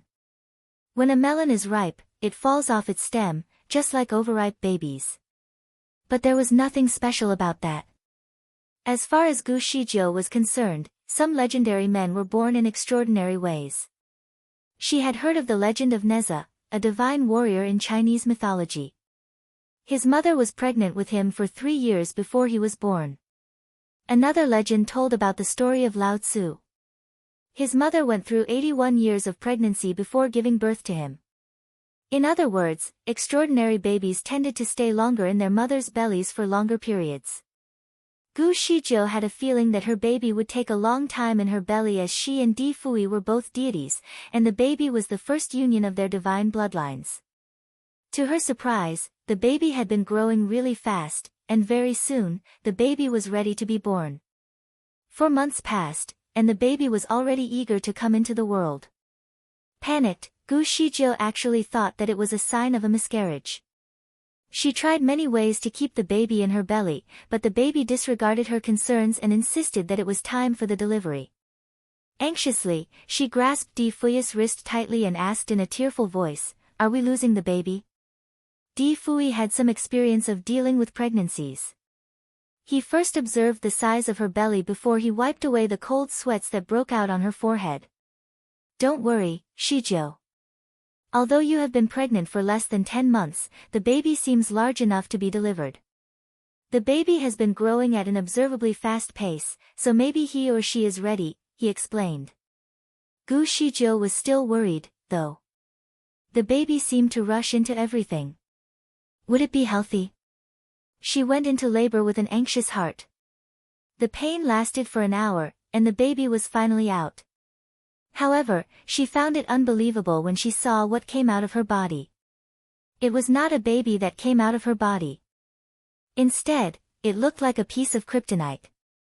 The stone was about the size of a basketball with irregular edges. With a pale shimmer, it looked like a star in the sky that was viewed up close.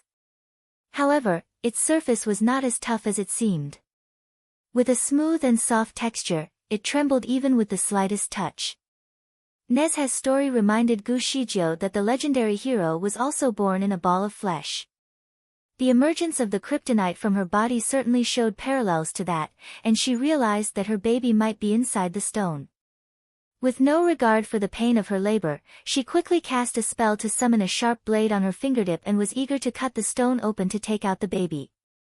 However, her attempt was immediately stopped by Di Fui. Shijio, don't. The baby has to develop from within and break the shell from within when the time is ready. We cannot do that right now.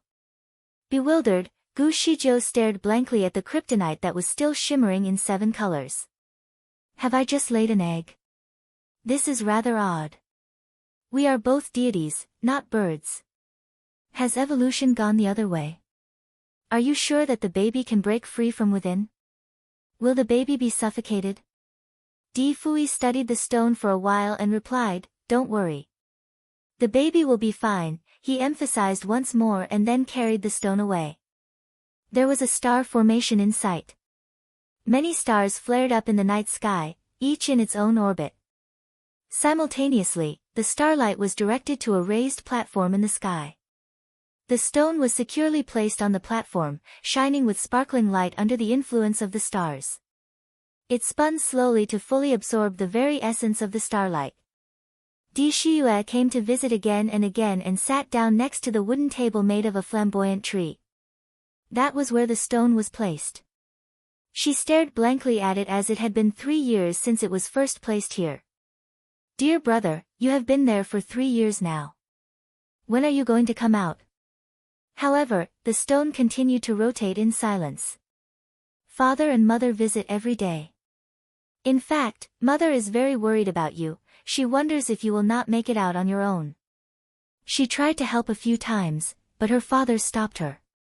I am told by my mother that you will be my younger brother. I cannot wait to see your face. You must look really handsome. By the way, they finally have a name for you, Di Hao. Doesn't it sound noble and refined? Father came up with the name for you. Mother, too, came up with a nickname. She calls you her little star. After all, you were born in a star stone. Di Shiyue talked on and on. She did not realize that the stone skipped its usual rotation and trembled a little when she mentioned its nickname. Little star sounds good. I am sure you will look adorable. I have seen a child whose nickname is Little Bun because he looks soft and cute, but I still prefer the nickname Little Star. Meanwhile, the stone slowed down its rotation. I have decided. From now on, I will call you the Little Star. I will visit you every day to call you by your nickname so that you can get used to it. I am sure you will like it, Di Shiyue announced her decision. The stone appeared to stop spinning as if it had fallen into quiet contemplation.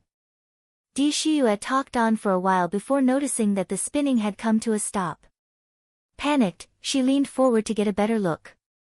Little star, why aren't you spinning anymore? She was worried that something might happen to it, so she tried to study and see if there was anything wrong, but she could not find anything. She could not help but point her finger at the stone and gave it a gentle poke. To her utter surprise, a few cracks started to form on the surface of the stone. Certainly, Di Shiyue felt a surge of anxiety. With a dumbfounded look on her face, she quickly called out loud for help. Father! Mother! Come right here! Di Fui and Gu Shijio both arrived in the blink of an eye. Together, they witnessed a miracle. Under the stars, the stone opened up like a bud that was bursting forth. Every petal was in the shape of a pentagonal star. Layer by layer, the petals arranged themselves neatly on the wooden table before revealing the baby that had been secured within the layers for years. Gu Shijio held her breath until the very last moment of the revelation. At last, her heart was filled with immense joy. The baby boy looked so beautiful with his exquisite features and looked to be about 6 months old. His body was covered in a tiny piece of clothing of royal blue, and his pitch-black hair was complete and soft. He opened his eyes, revealing his crystal-clear eyes that glistened under the starlight. He took a quick look at Di Fui, Gu Shizhou, and Di Shiyue before reaching out his tiny hands to his parents to ask for a hug. Mother. Father. As a newborn, he could already talk. His sweet smile melted Gu Zijia's heart. Eagerly, she stepped forward to hug him. However, when she called out his name, she could not help but feel a little sad, like she had finally found what she had been missing for so long. She felt as though she did not want to let go of him ever again. Di Fui seemed relieved as well. He hugged the boy closely to examine his potential. Obviously, the boy was born with extraordinary spiritual power, which made him a quality successor to continue Di Fui's work in the future. Little one, you have finally revealed yourself. He then pinched the boy's arms and legs to determine his fitness before developing training plans to unleash the boy's potential. Di Hao was shocked to see the calculative look in his father's eyes. Without further hesitation, he reached out to his mother for help as he found his father quite intimidating. He was only a newborn, and yet his father was already planning to train him. Honestly, he was not ready to be a successor to such a powerful man. He was just a boy at the moment. Mother. Father. Let me hold him. Let me hold him. Di Shiyue circled Gu Shizhou in excitement. She was eager to hug her little brother. Gu Shizhou did not want to disappoint her, so after informing her of some precautions, she then passed the baby boy to her. Excitedly, Di Shiyue stared right at the baby's big, bright eyes. My baby brother, you are so soft. Eagerly, she then proposed, brother, shall we take a walk around the sky? Before she asked for her parents' permission, she was already flying with her baby brother into the sky. After rounds of training, she could already keep her balance well. Steadily, her dress danced in the winds, while she glided in the air. Worried that her baby brother might be uncomfortable in the winds, she set up a wizardry barrier to turn the gusts into mild breezes to make the flying experience a pleasant one for him. Baby brother, what do you think about my flying skills? Di Shiyue excitedly asked. Good, but not as good as mine, Di Hao answered. Di Shiyue raised her eyebrow at him in disbelief. You are a newborn. How can you learn to fly right away? What if I can really fly? If you can fly, I will refer to you as my big brother. With a smile, Di Hao let go of her arms and found himself standing on a cloud. Swiftly, he then grasped Di Shiyue by her wrist and led her higher into the sky. Di Shiyue gaped at him, not believing that he could already fly on his own. You. Come, Shiyue. Don't forget to refer to me as your big brother. Di Shiyue said something else instead, little star. Not this one. Shiyue, my flying is better than yours, so you must do as promised. Come. Call me your big brother. Di Shiyue was quite reluctant to call a newborn baby her big brother. She could not do it. However, she did not want to break her promise as well, so instead, she changed the topic. She took a look and saw a happening market that was situated right ahead. Perplexed, she asked, where are you taking me? I am getting you a set of 9 rings. Comments wedding _1998 However red heart tier 81 red heart Elciago 38 he is back. Clapping hands thumbs up smiling face with heart eyes smiling face with hearts smiling face with heart eyes smiling face with hearts Chapter 3068, Anecdote 3, The firmament stone. From the very beginning, I always knew that I was a unique piece of jade. Other jades were just regular green stones, but I used to be a star stone that regulated the balance for all lives. The master of the heavenly law used the stars to exert control over everything. The number of star stones corresponded to the number of continents that he had under his command. All these star stones worked together as messengers to deliver law and order to the guardians of the heavenly law to be carried out, respectively. I had many siblings, each with a special talent, and each owned by an independent guardian. I was the latest one that came alive. When I was born, the master of the heavenly law was still recovering from a catastrophe. He seemed weak, delicate, and vulnerable. He was attempting to channel a fragmented piece of his soul into my body. I was confused. As far as I could tell, I was in the forbidden land of God. The place was covered heavily with many star stones, but the master of the heavenly law looked completely out of strength as he stood at the altar. He was caressing me while addressing me as Shijo. Shijo, I will not let you fade into oblivion. You have to come back. I will do everything that I can to make sure you come back. That was how I found out that the soul that I was obliged to carry was called Shijo. However, the soul was too severely damaged to the point where its fragments were made up of thousands of little fragments. It was incomplete even if all those pieces were combined together. Besides, it did not contribute to the soul's consciousness, or at least that was what I thought. The master of the heavenly law put a drop of blood on my body, stating that the blood was, in fact, extracted from his heart. The blood had the spiritual resources that could nourish the soul's fragments back to a whole. Also, he secured a perimeter around me so that no one could interfere with the recovery. He wanted me to focus on the recovery of the soul to make sure nothing would go wrong. According to him, he needed some time to recover too, but by the time he was ready, he would perform a spell to bring the fragments together into a complete soul and revive it. In 100 years, he promised to bring her alive. However, plans changed all the time. Right after he kept me under his sleeves, he came across Fan Qianshi, who was already on the verge of breaking down. The madman insisted on trespassing the forbidden land of God. Knowing how much Shijo cared about her only disciple, the master of the heavenly law decided to go after the madman into the forbidden land of God to save him. However, the use of a forbidden spell to gather her fragmented soul had crucially drained off most of his spiritual power. Furthermore, he had to use his remaining strength to bring me into existence and grant me the special ability to secure her soul. With that said, he was already a spent force. Perhaps Fan Qianshi was too driven by his grief and indignation, so he did not think twice before stepping into the grand hall of the forbidden land of God. The hall was shut right after his abrupt entry, so not even the master of the heavenly law was permitted to enter. He did not plan to follow his footsteps, anyway, and took his time to focus on his recovery instead. When the hall was finally opened again, Fan Qianshi could be seen slowly re-emerging from the inside. The events that followed were baffling. Both Fan Qianshi and the master of the heavenly law forgot about the existence of Shijo. I, too, forgot about her. I even forgot that I still kept a piece of her fragmented soul in my body. The master of the heavenly law used a secret spell to keep her soul hidden in my body such that without a unique method of revelation, the soul would remain sealed and undisclosed.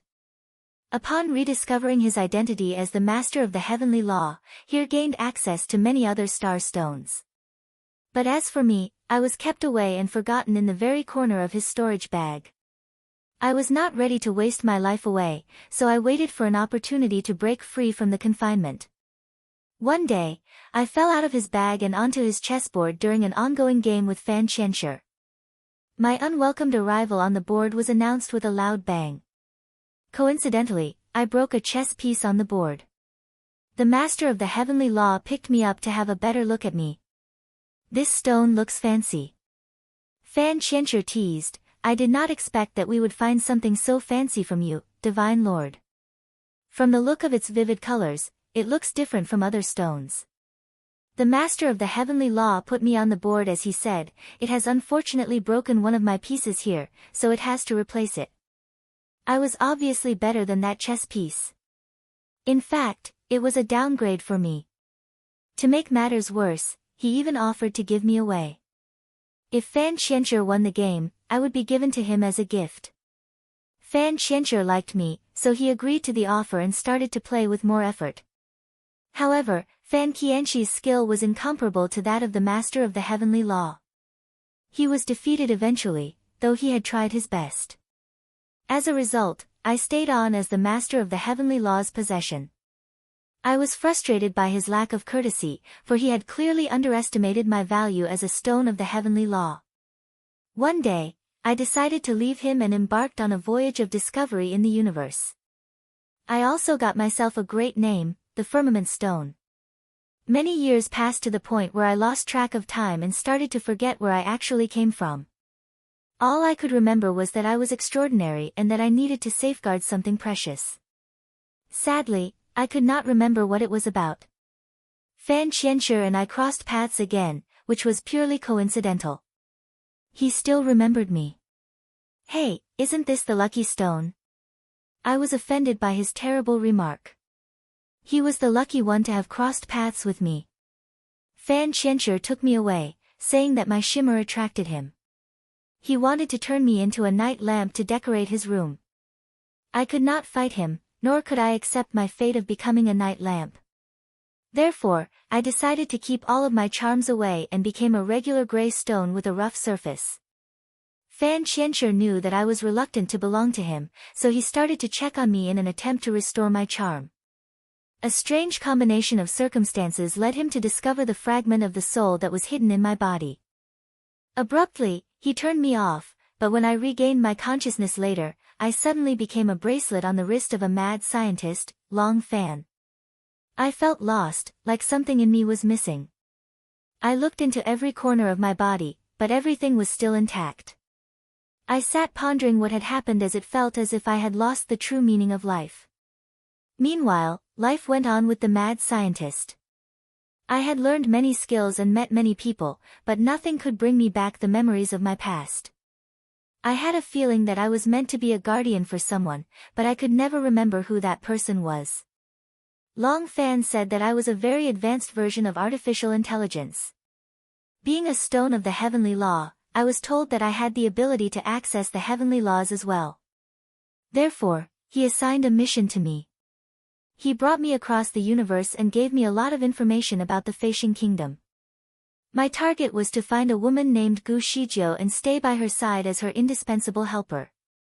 When I first saw Gu Shijiu at the auction, my cold heart was immediately overwhelmed with emotions.